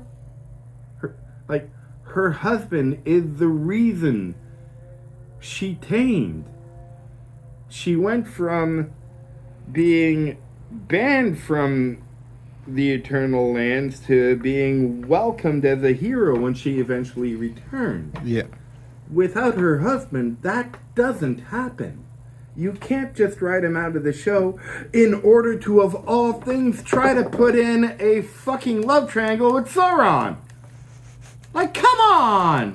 At this point, you're just writing an entirely different show, and you're just using the names of the IP you're on No, to it's try to bring in people to watch your show, but it's not that IP. It's not. It's fan fiction at that point. Exactly.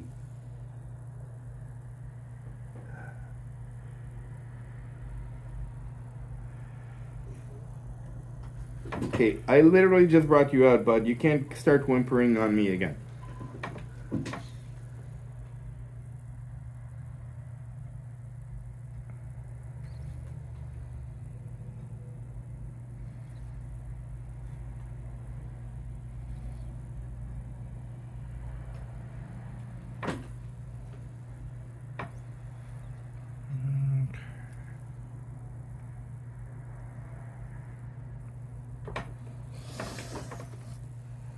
Okay, I'm liking this. And I'm now realizing that the word tamed, it might have been the wrong word. Calmed her might be better. She was a very rageful person before she met her husband. That's the point I was trying to make. Because Galadriel is not, quote unquote, tamed.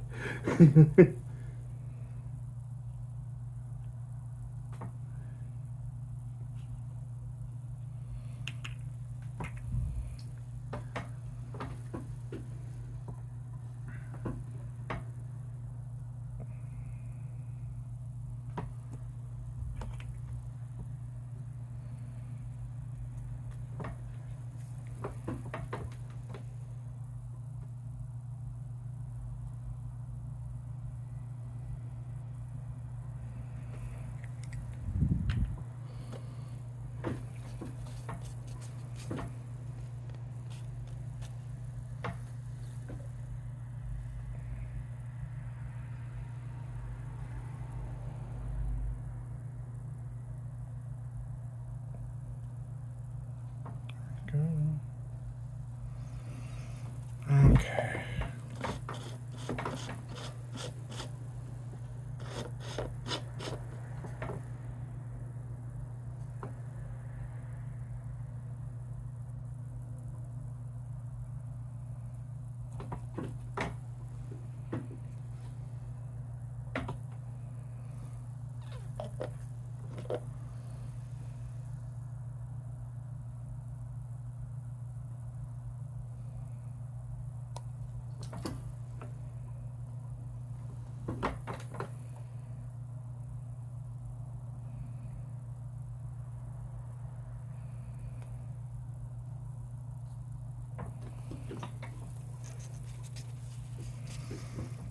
Okay, there we go.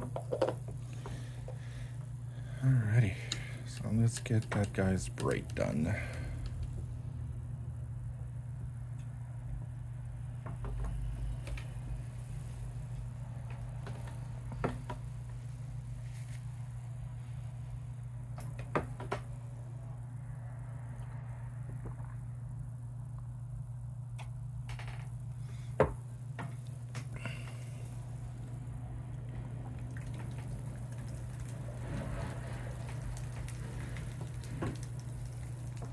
Shake, shake, shake.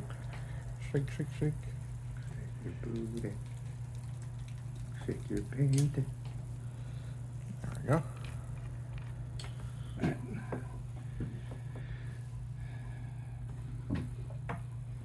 No, just one drop should be enough because there's only the one braid.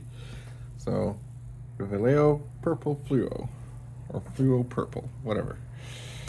Fluorescent perps.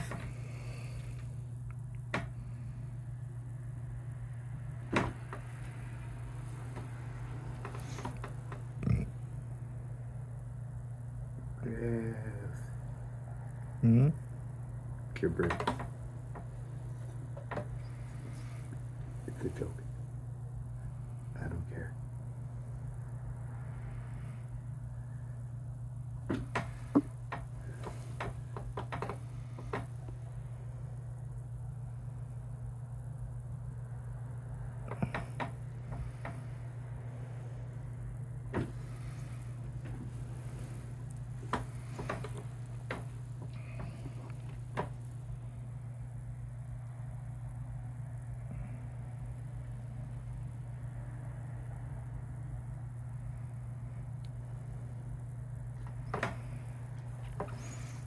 So I've been watching videos for about the new Universal Park in Florida Okay.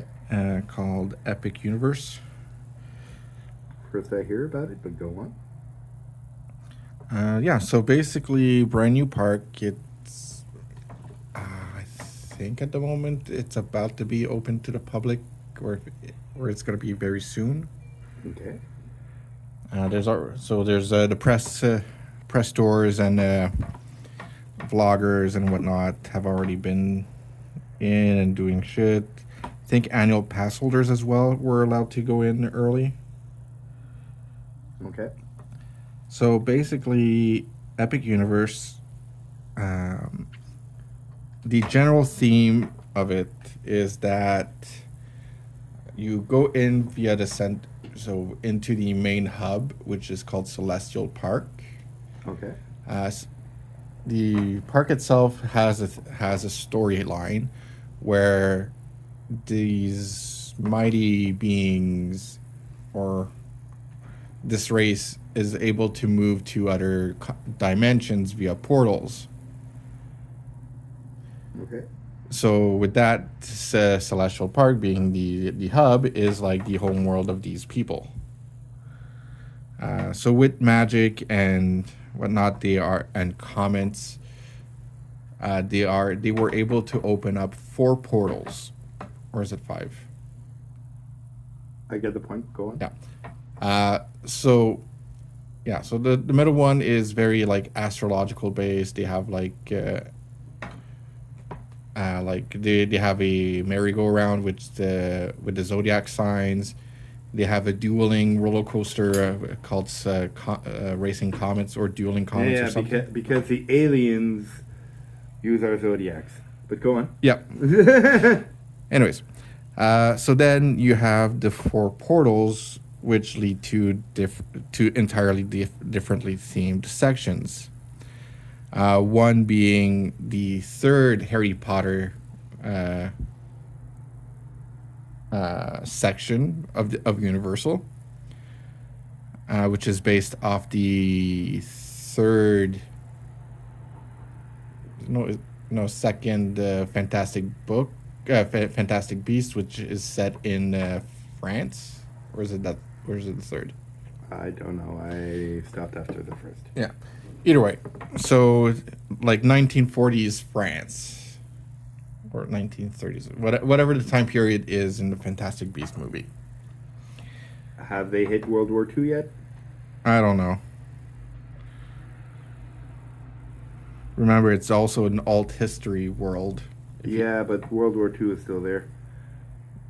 I don't remember them talking about World War II. They do. It's happens at the same time as the Wizarding Wars. That's why the Wizarding Wars of the 1940s happened at the same time as World War II. That's why Then it's after World War II. Okay. You sure it's not after World War One? Because the first one was after World War One. World War II hadn't happened yet. Yeah, but that's the thing. Oh, sorry. World War One is happening at the same time as the Wizarding Wars. That's why. Yeah, Okay. so that's why I'm saying it's an alt history. So World War II might not happen. Because there's no actual mention of it in the original Harry Potter books. All right, go on. But either way, so so the main land is of that Harry Potter is based off the France section, with a show about magical beasts, which has puppets in it, which is apparently animatronics and puppets, which apparently is pretty cool. They have one ride which goes back to the original Harry Potter series, which basically takes place soon after the last movie, where Umbridge is about to get tried for her crimes. Fuck yeah. Yeah. I'm sorry. Umbridge is a worse villain than fucking... Voldemort? Yes. Yes. Because Voldemort, he just wants to be in charge. He's in charge, wants the power. Like, the difference is Voldemort is a power-hungry dictator. Your average one that doesn't actually achieve too much power.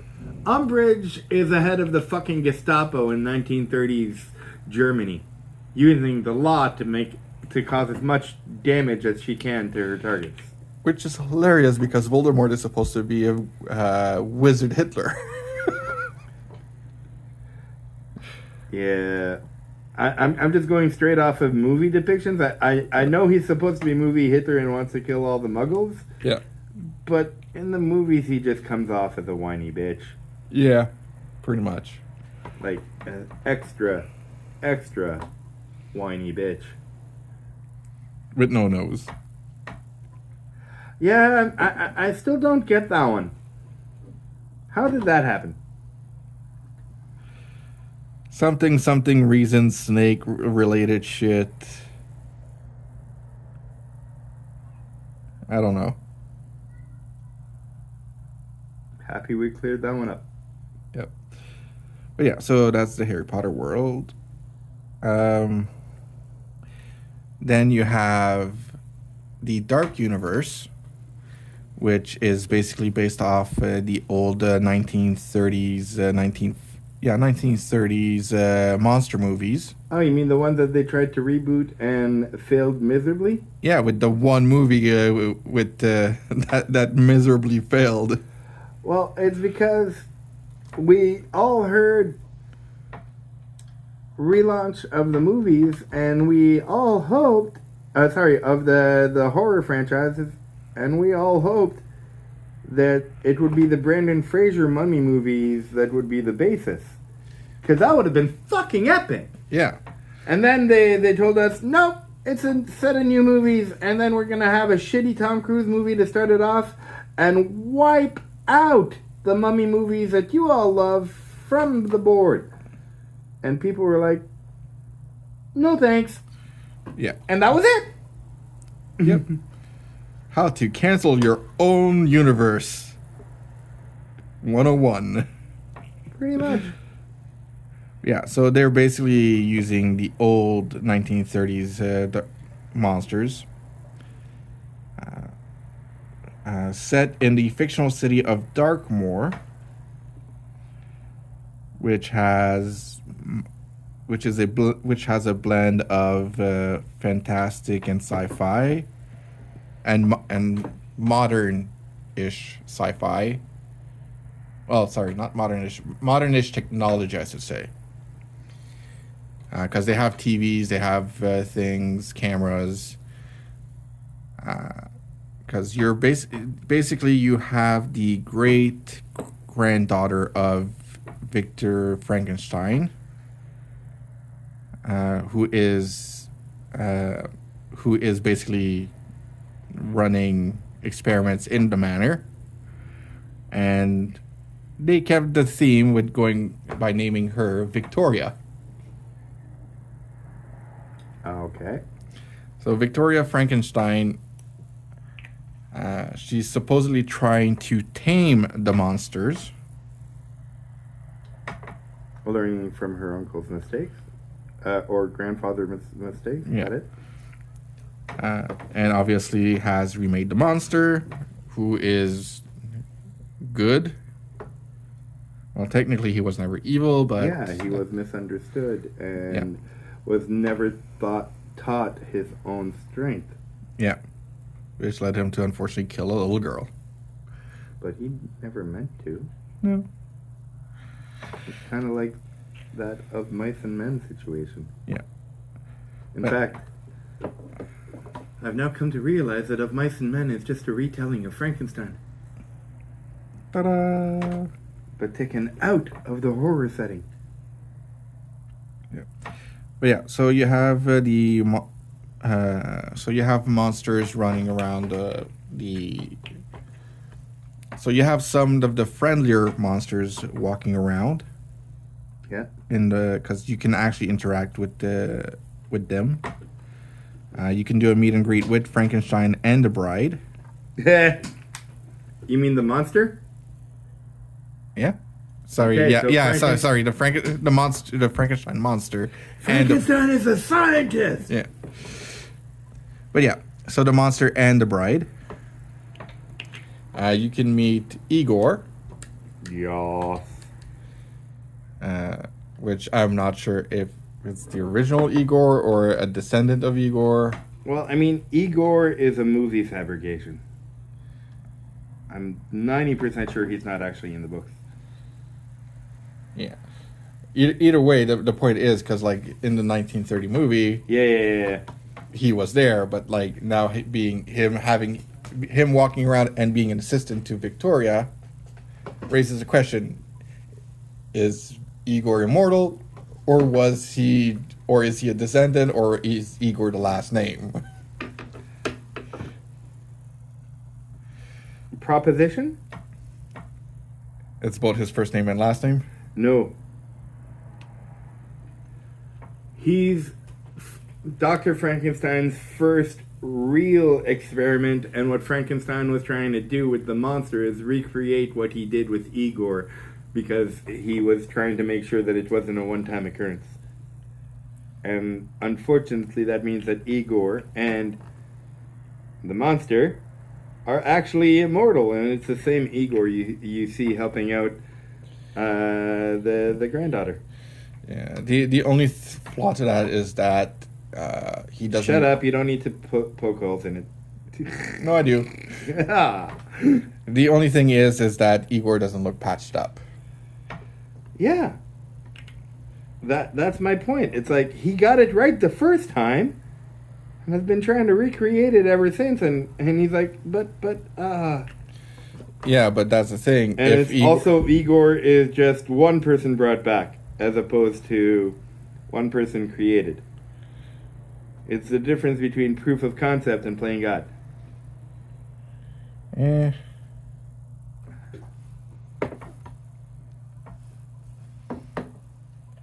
But then it just makes it weird because, like, if Igor is just reanimated versus is just a brought back human, then that's the zombie. Why do you think he looks so fucking weird? And by the way, in this case, it would be a lich. No, a lich is a magical creature that has a phylactrophy. Oh, Igor would be a zombie. Okay. Because he's just a reanimated corpse, while the monster is a flesh golem.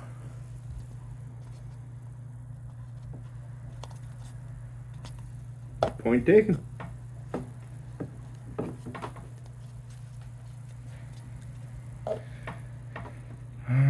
Okay, so I'm done.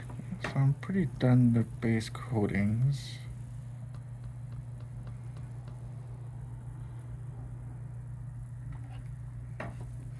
I'm just making sure I'm not missing anything. But yeah, so the big ride in there is that you go into Frankenstein's manor and supposedly try to assist in an experiment that goes haywire because she's trying to tame Dracula. Of course, because that's what Frankenstein... Alright, go. Yeah, so not 100% sure how it ends because I have not seen any ride POVs of it. But either way... And frankly, do you want to know before you go on the ride? Kinda. You're one of those freaky people who like spoilers. Go on. Anyways, so that's the main attraction. There's also another roller coaster which based off the werewolf, which it seems pretty cool. Back to Wandering Monsters, you can also meet the Invisible Man. Cool. So they have a restaurant which is hilariously named a steakhouse, as in wooden steak. Steak through the heart. Yeah. Yep. Run by vampire familiars.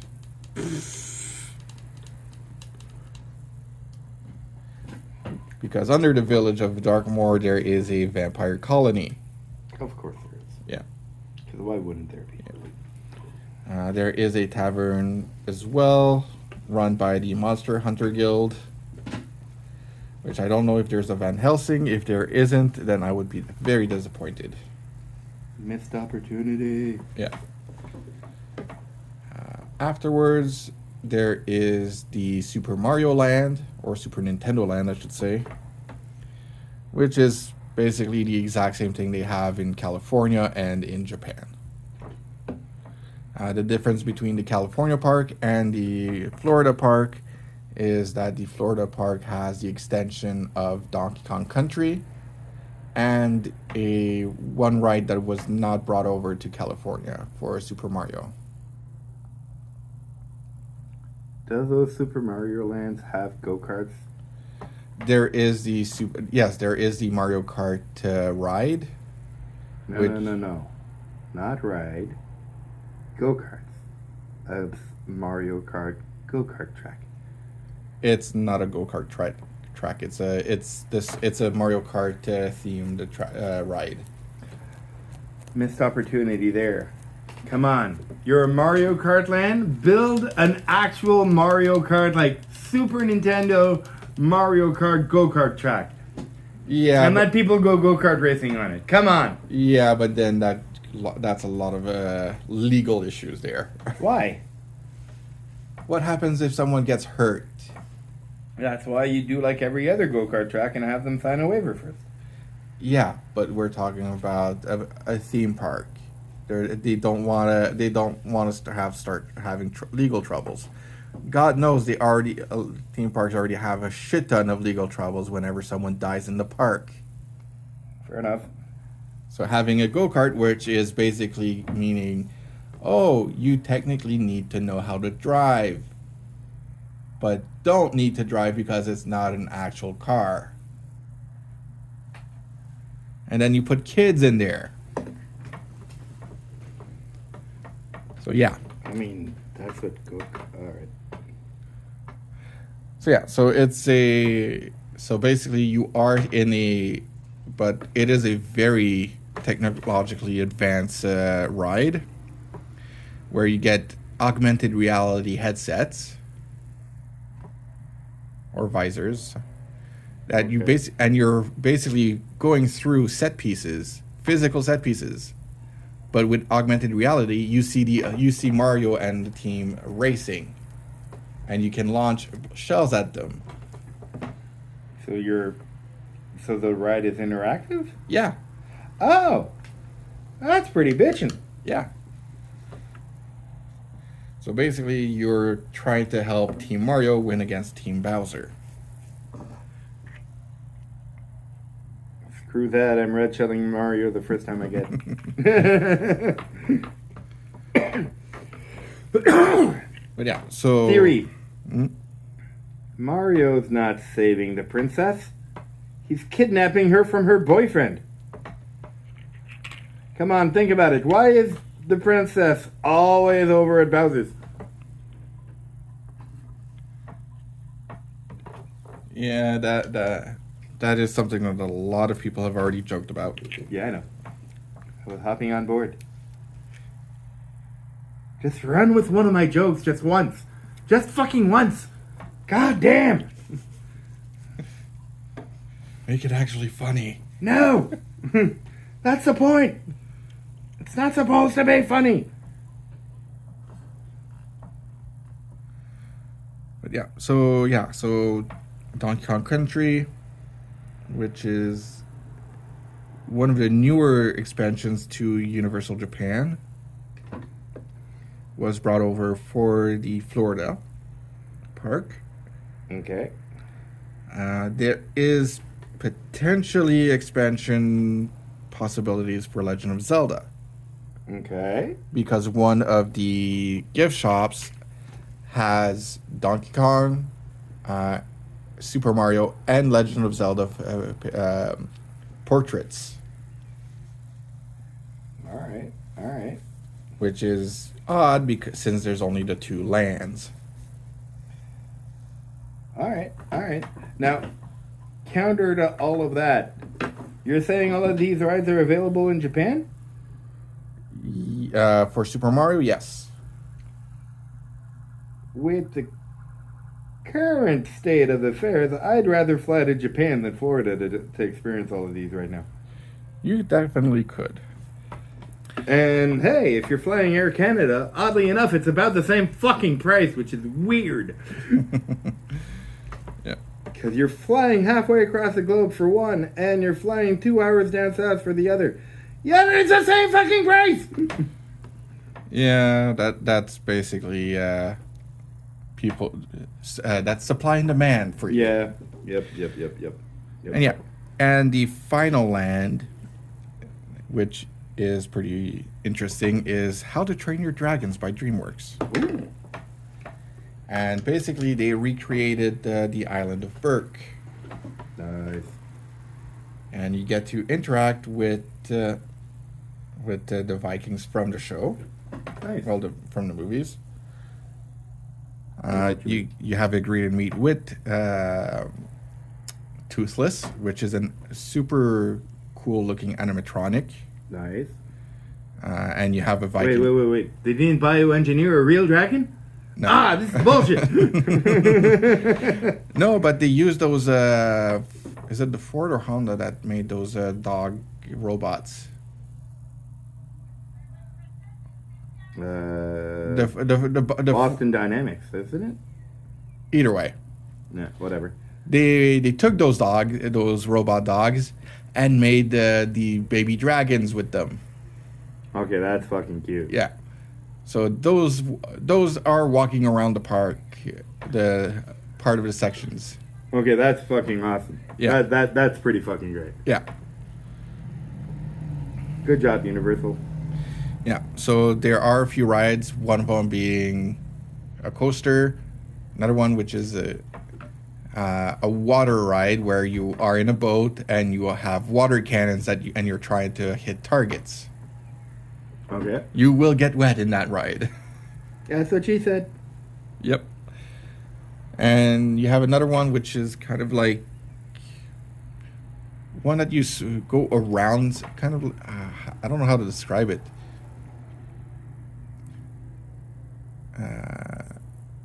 Yeah, you'll have to look up the ride, because it's a thrill ride. You're basically sitting in a seat that goes like in circles, but goes up and down kind of thing in a circle. How far up? That I don't know. Okay, because, I mean, two times I've been on any types of rides, Yeah. I puked. Yeah. So, But basically, I'm not yeah. entirely. So basically, this is what the ride looks like, kind of, if you just look at my hand. So you're sitting here, you got a dragon here, and you're basically going like this. Okay. And your seats can rotate. Oh, yeah, no. That's how you have me vomit on everyone. Yeah. No. No, thank you. But yeah. All right, keep on going, though. Yeah, so there you have those. You have a show which basically they retake from because apparently in China there is a How to Train Your Dragon park, Okay. and they took the show from there and put it at Universal Florida. Except in English. Yeah, Okay. and I mean, Mandarin would be a little tough in Florida. yeah, and white actors instead of Chinese actors. Really? In Florida? No. In Beijing. But yeah, no, so basically they have a animatronic Toothless flying over the crowd Nice. at one point. Oh, you mean a live show? Okay. Yeah, a live show. Okay, yeah, okay. I was like, so they recorded something for people to watch? No, it's a live show. Yeah, it took me a second to catch on. Sorry. Yeah.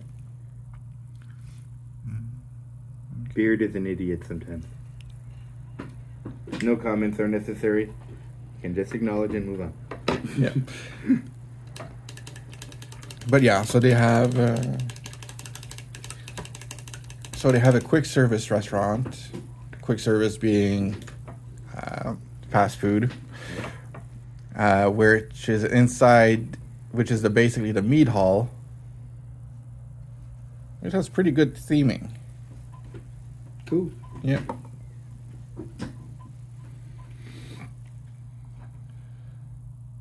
But yeah, otherwise, lots of cool merch as well for all the sections.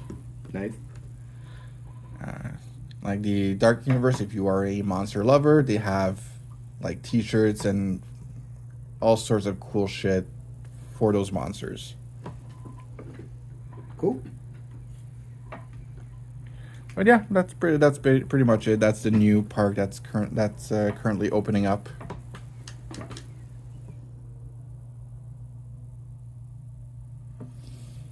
You're planning on going there, aren't you? Someday. Not at the current time? Nope. Because it's fucking expensive.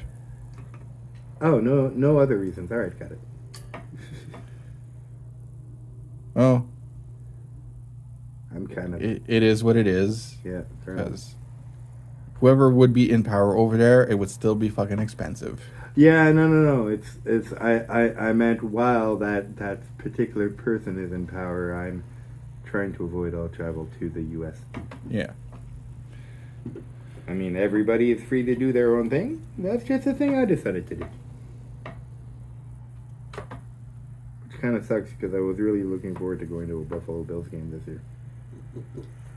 I really wanted to see the Ralph before it's demolished. I might still do it, but it's think long and hard about it. What you have to remember is that it's not the country. Well, it is a country's fault, but the country is not the one person. No, I agree. It's more. I'm thinking about the fact that hey, yes, it's very, very, very, very unlikely, but there's a non-zero chance of me being stopped while I'm in the country and not getting any type of due process. Because that has happened to certain travelers. Yeah, but that happened before, and that happened before he was in power as well. Yeah, that's like. Yeah, but the difference is I didn't like before I would have just been sent back to Canada. Next time around, I might be flown down to El Salvador. That's the main difference here. Main difference, but you'd have the Canadian embassies and Canadian. You'd have a lot more support than a lot of those other people.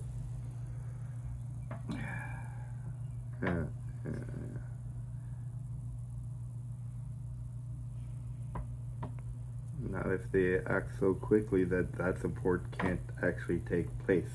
That's what I'm talking about. Like they're again. Yeah. You need to stop thinking that way. But it's not thinking that way. It's literally happening. It is, but again, even if you are sent down there, you still have a lot more resources than a lot of the other people. Yes. Anyways, we should stop talking about that. I just don't want to support a country that's doing. I understand, like but again, we're not a political channel here. Oh, maybe you're not. Then you do that on your own time, not during the stream.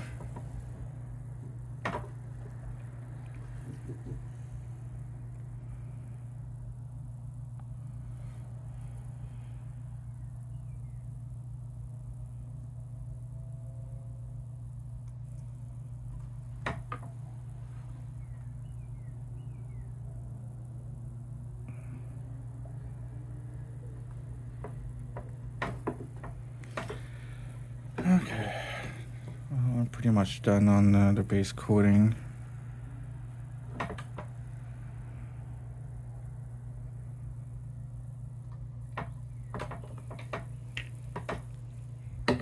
Pretty much done on at a quick thing here. Was it this one? Oh, damn it. Which one of the two was it? I think it was this one.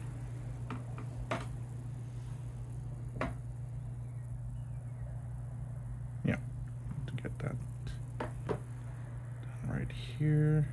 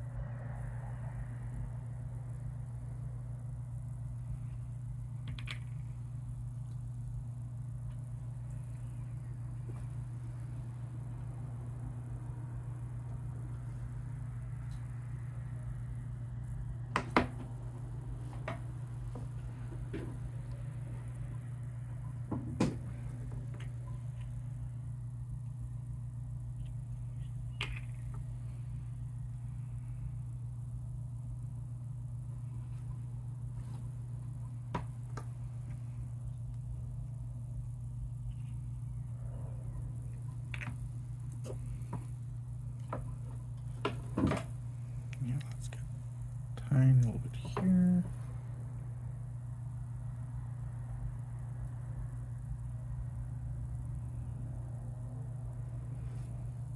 Tiny little bit here. And boom.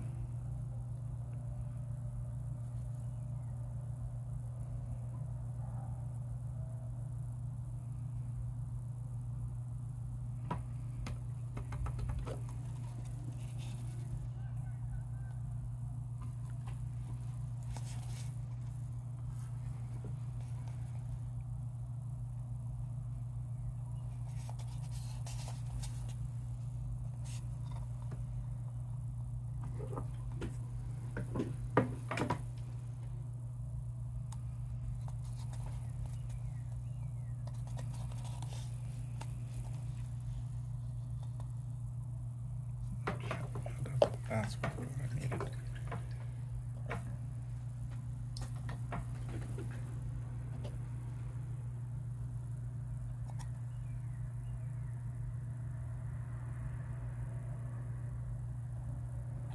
And I needed some red too.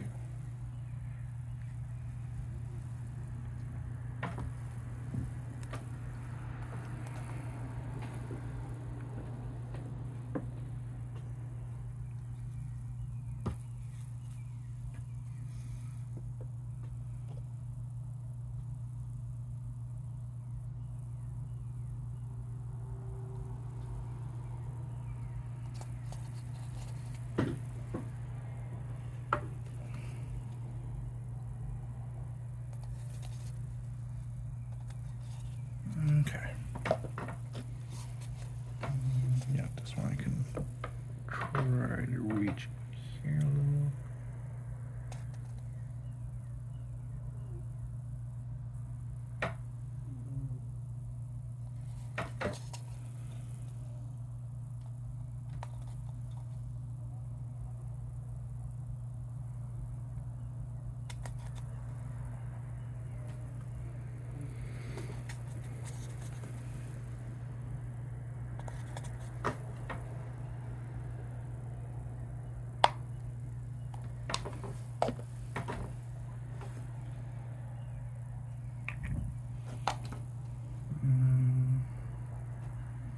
Okay, yeah, I'm pretty much done, so I think I'm going to be at the panel lining now. Is it panel lining next, or is it something else? I'm trying to remember. Well, I mean, not everything should be panel lined. Like, I would only put the panel lining on the armor itself. Yeah, that's for sure. So I would put the shades on everything that's not being panel lined first. So basically, their feet. No, the metallics should get a shade instead of panel lining. Okay. Okay, then let's see. What can I shade this with? There's some dark tone on the table. That's what you should use. Army Painter Dark Tone. Which is... Oh, that's got metal. It's got a red cap. Got a red cap. Okay, might not be on the table. Yeah.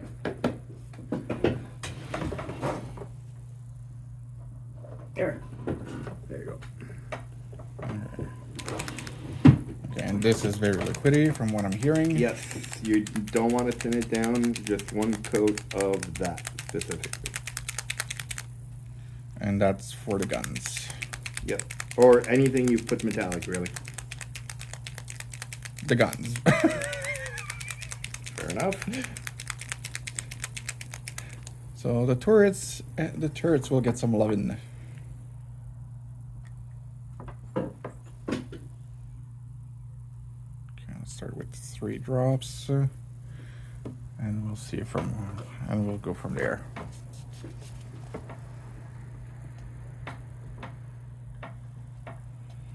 So, and I just paint it over like this, because that is what it is.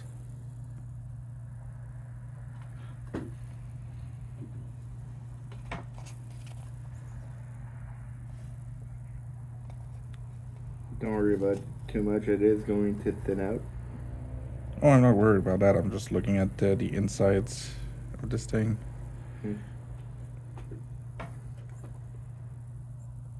Yeah, just slap it in there.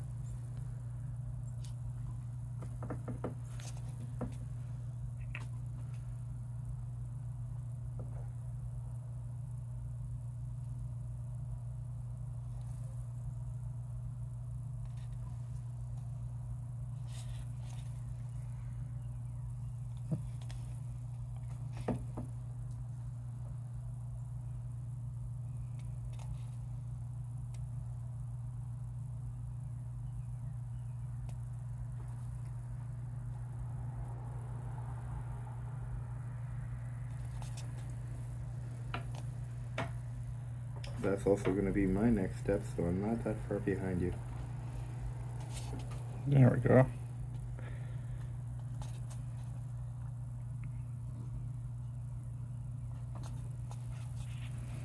Okay, let's...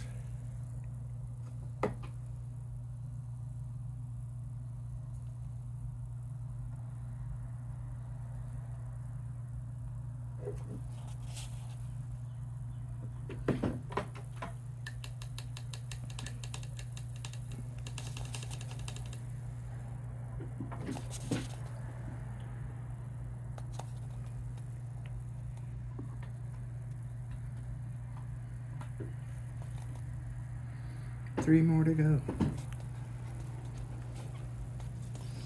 And boom, missile turret. Now it has been shaded. Now let's get one of the 2 drones in here.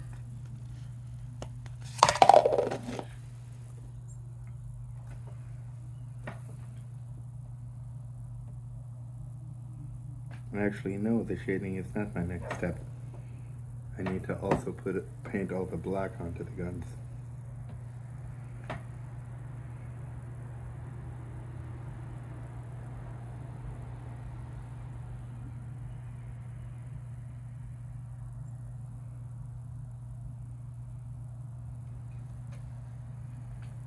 Okay, definitely need a little bit more in there.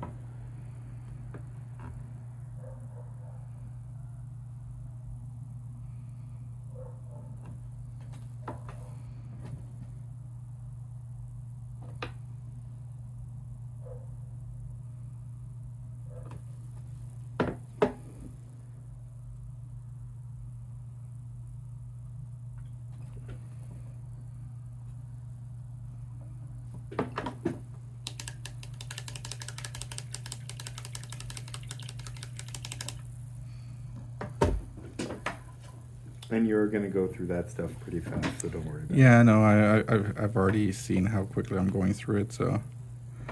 There we go. Second drone done.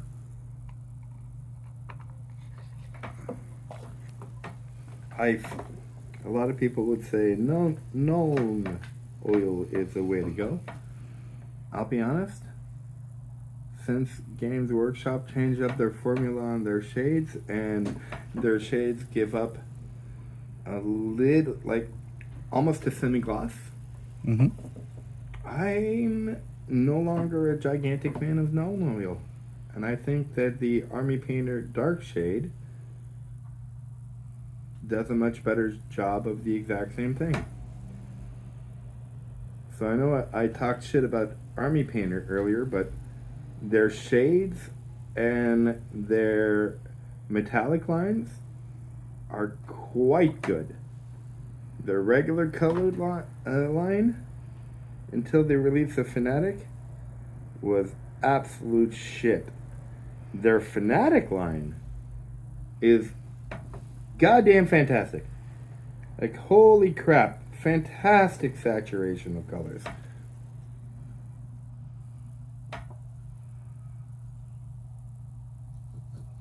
But their old colored lines, stay as far away from it as you possibly can.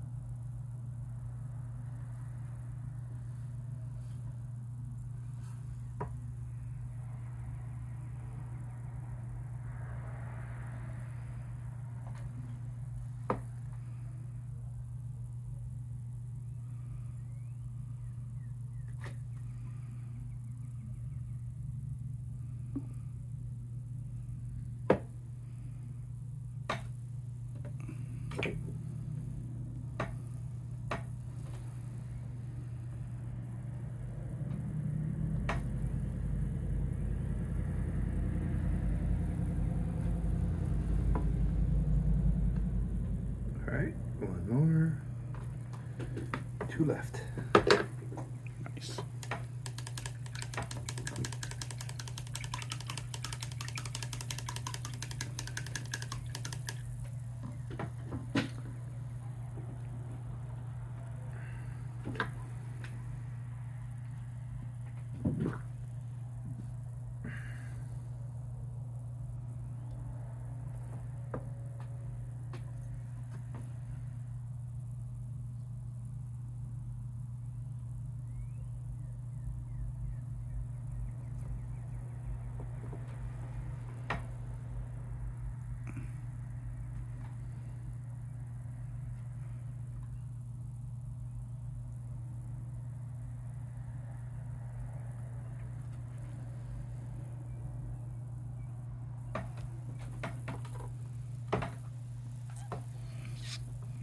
Okay.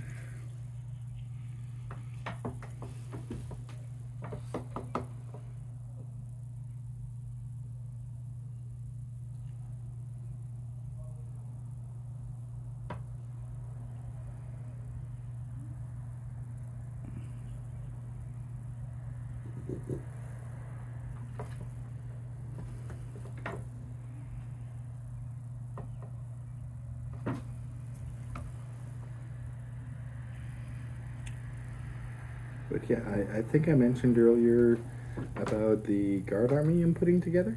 Yep.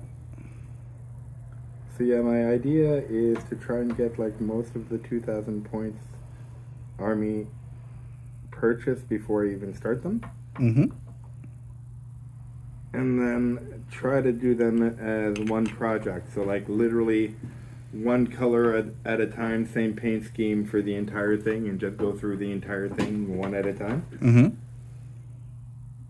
It might be insane because that's going to be like 500 minis because it's a guard. So would you be building one set, painted, or you're going to be building set after set after set, then painting all of them? Building all of them, then painting all of them. Okay.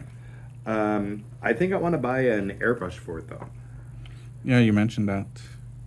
Okay, I'm not sure if I did or not. Oh, you mentioned the paintbrush, yeah, the airbrush. Yeah, I think I want to buy an airbrush for it just because it would make the entire thing so much faster and a lot less painful.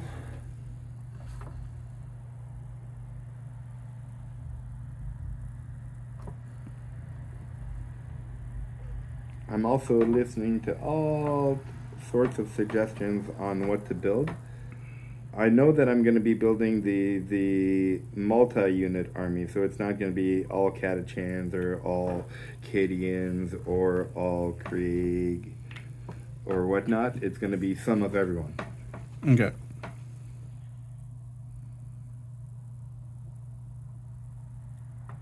Which has its advantages and certain disadvantages, but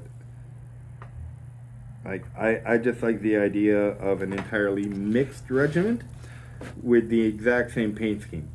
Yeah. So like it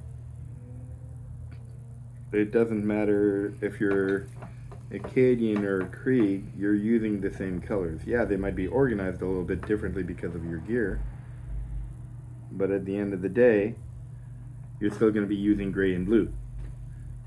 And I think the color scheme that I'm going to go on is going to be gray and blue, and then adjust the third color to represent the individual origin. If that makes any sense? Yep. So like the Cadians would have a little bit of the Cadians would then have a bunch of beige added as their third color. And the Catachan would use a bunch of green. The Krieg would just use black.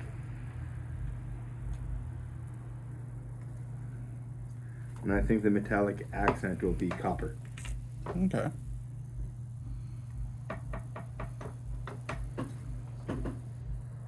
But like the main armor would be like the main background color would be black, would be a light gray. Mm-hmm. And the primary color for all of them would be a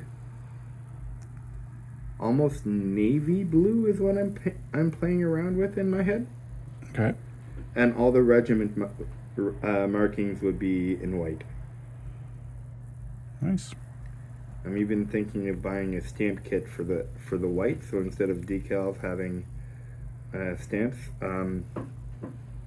There's this creator that I watch, eBay Miniature Rescues, and him and another one of his YouTube buddies created a company called Goblin Hobbies.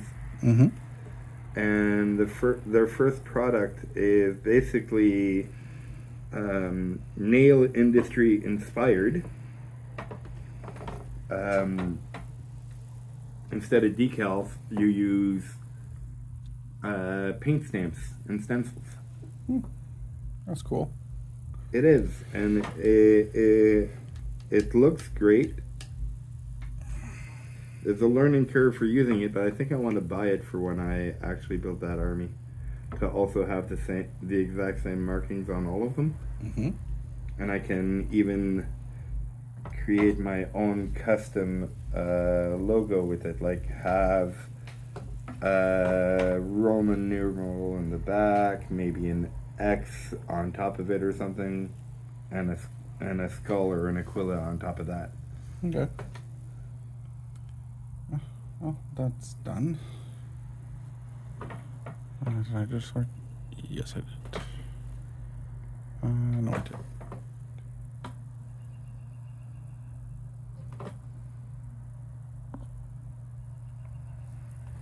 I've also been told I need more tanks. Because apparently the Guard are supposed to be very, very, very tank heavy, and I don't have any. I did pick up some transport vehicles, and the one, like, Scorcha tank I got, the Hellhound, but I need some Lehman Russes and some Rogel Dorns.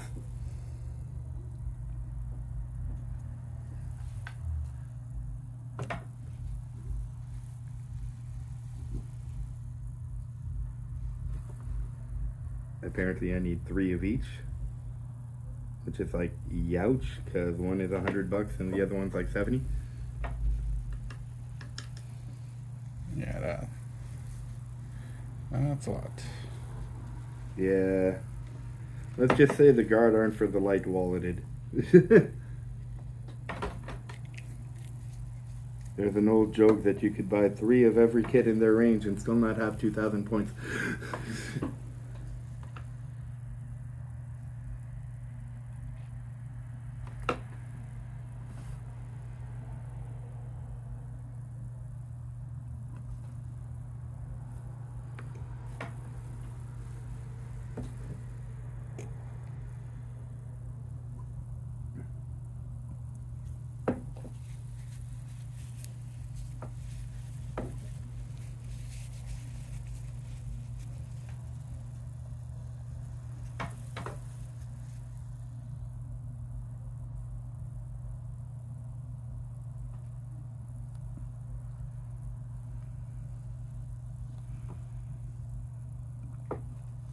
Okay.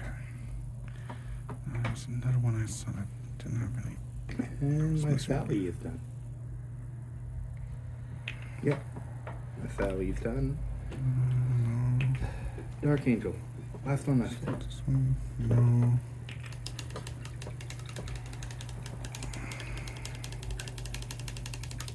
Oh, you know what? What? The dark tone would probably also look really good on the grays instead of the panel liner on the backpacks. Yeah. Because the difference between a panel liner and a shade is the shade is going to appear longer, if that makes any sense. Like it's going to pop out more of the recesses, but it's going to appear larger. So the panel liner is a thinner liner that I think works great on armor, but not so much on accessories, if that makes sense. Yeah, it does. Okay. Definitely need to go a little bit deep into this.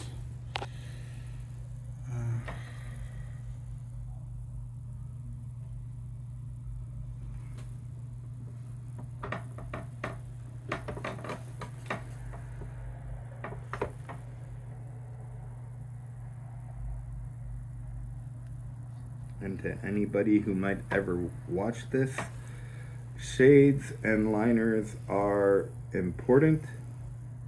Sure, you can do all of this without them, but there's a reason why they're nicknamed talent in the bottle. It's a minimal effort step that creates a gigantic leap in the quality of the end result.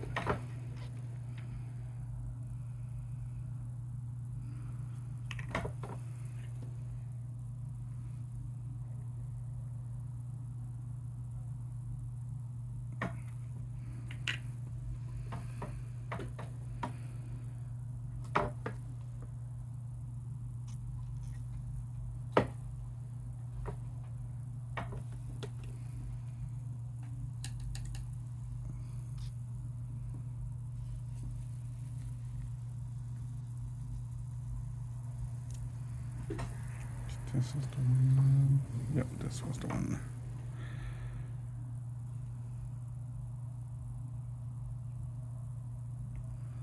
Okay, there we go. I'm done. And now I just reach into with the red.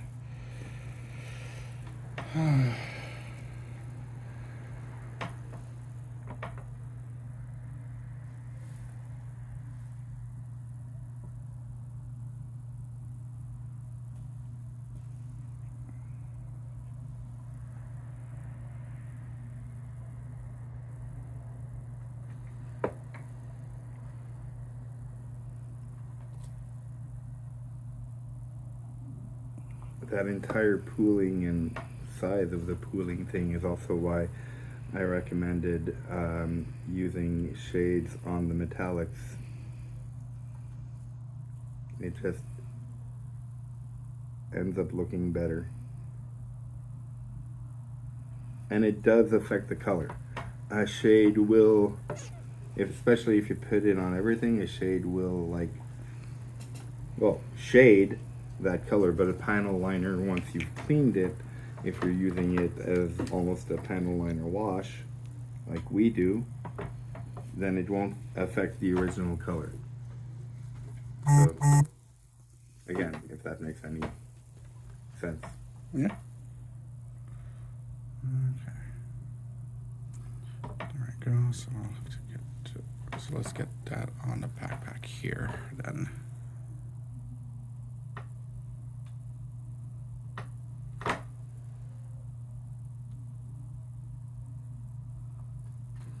And then if you want, you can highlight it with an even lighter gray after that. It's going to create a really nice accent. Yeah.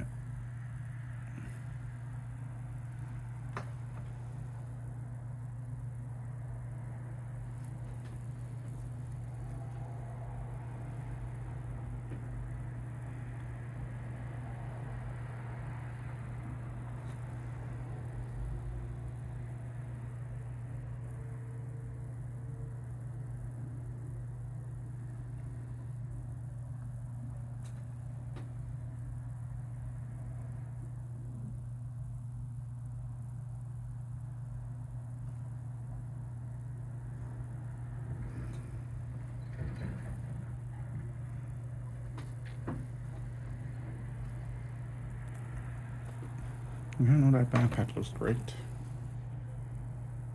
With the shade? Yeah. Yeah, so much better. Makes it pop. Yeah. I'm almost tempted to tell you to use the red and blue shades that I got on the regular armor. Yeah, it could be interesting.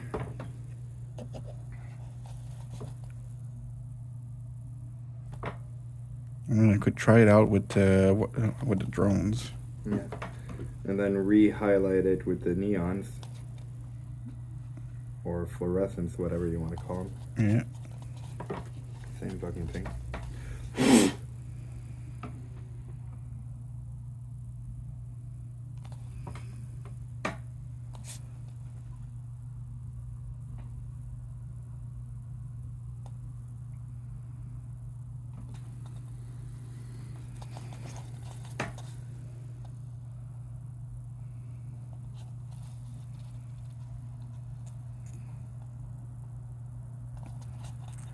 I have the the original Transformer opening stuck in my head at the moment. It's been stuck there for a few days because I've been getting bombarded with the Transformers Compendium Kickstarter. Okay. Which is very interesting, but Out of your price range? a little bit. Basically, you can choose the compendium to be either Autobot Red or Decepticon Purple. Yeah. It is basically the entirety of the Transformers comics. Oh, jeez. Yeah. I don't know how much of it is exactly, like how much of the comics it is, if it's just the very old comics, the original ones, or if that includes the more recent editions. I mean, if they're using the music from the original, I'm willing to bet you it's probably just the original, but I've been wrong before. Yeah. I mean, you could go look it up. Yeah, but I'm lazy. Yeah. I'm also done the silver. Nice. Or the gunmetal. Nice.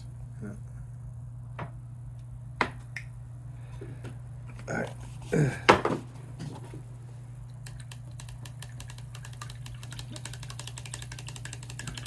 What time is it? 4:06. Yeah. Yeah, I think I'm gonna call that my day. Yeah, I'm gonna finish up the backpacks, and call it a day afterwards. Yeah. Alright, so I think for the first time since we've started streaming, I'm done before Neko. Yeah. Alright, later, y'all.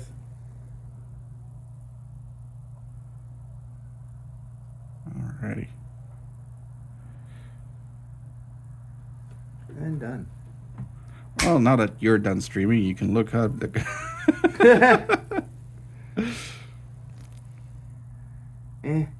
Still too lazy.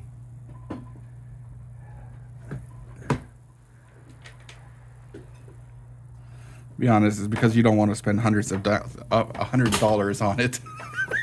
That too. That too. I've already got one overly expensive hobby. I don't need a second. Thank you. Well, technically, you already have a lot of comics. I already have two overly expensive hobbies. I don't need a third. Thank you. Well, technically, it'd be part of the one. Of the one. I've already got enough expensive hobbies. Yes, dog. You want your food now, eh? It's feeding time.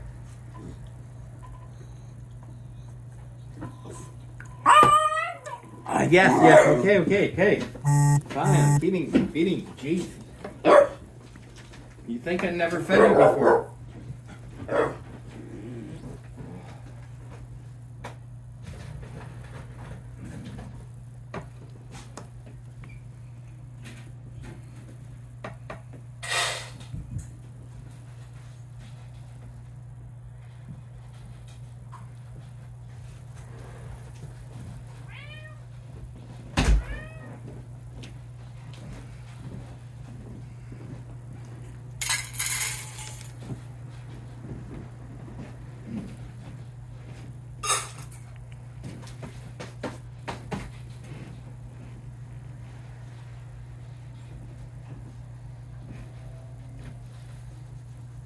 I'm trying to think where I could put another storage unit. Like this play case thing. Just pick one up from IKEA. Besides the fish tank, would almost be the best spot. Yeah, you would need to move that couch, well, that recliner, but yeah. Yeah. Move it in a little bit more. Also plenty of room in my room.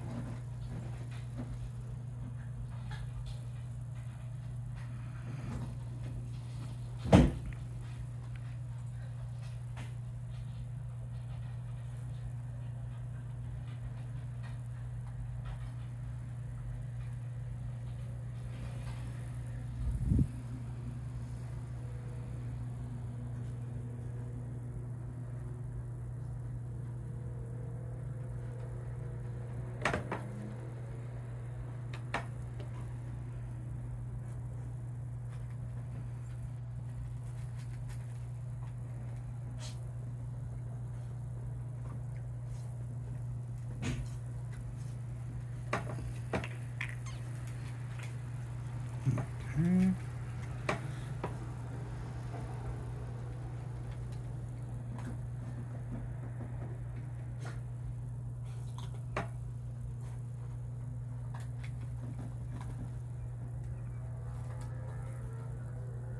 Oh, just got 2 backpacks left. What the hell?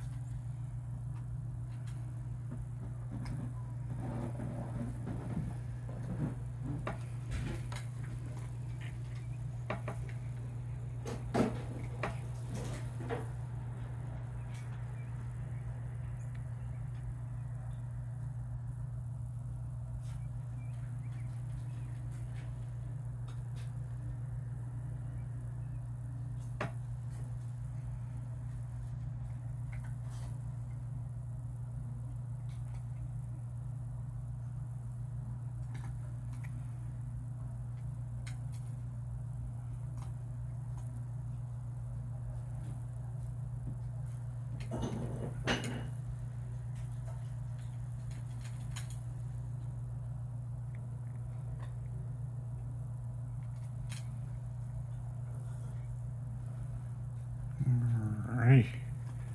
And there's the last one. Oof. Okay. So I'm done shading the metallics and the backpacks. So this is what these look like. I even try to go a little bit into this one, but Well, on that note, I will be signing off, and I will see you next time, guys. Bye.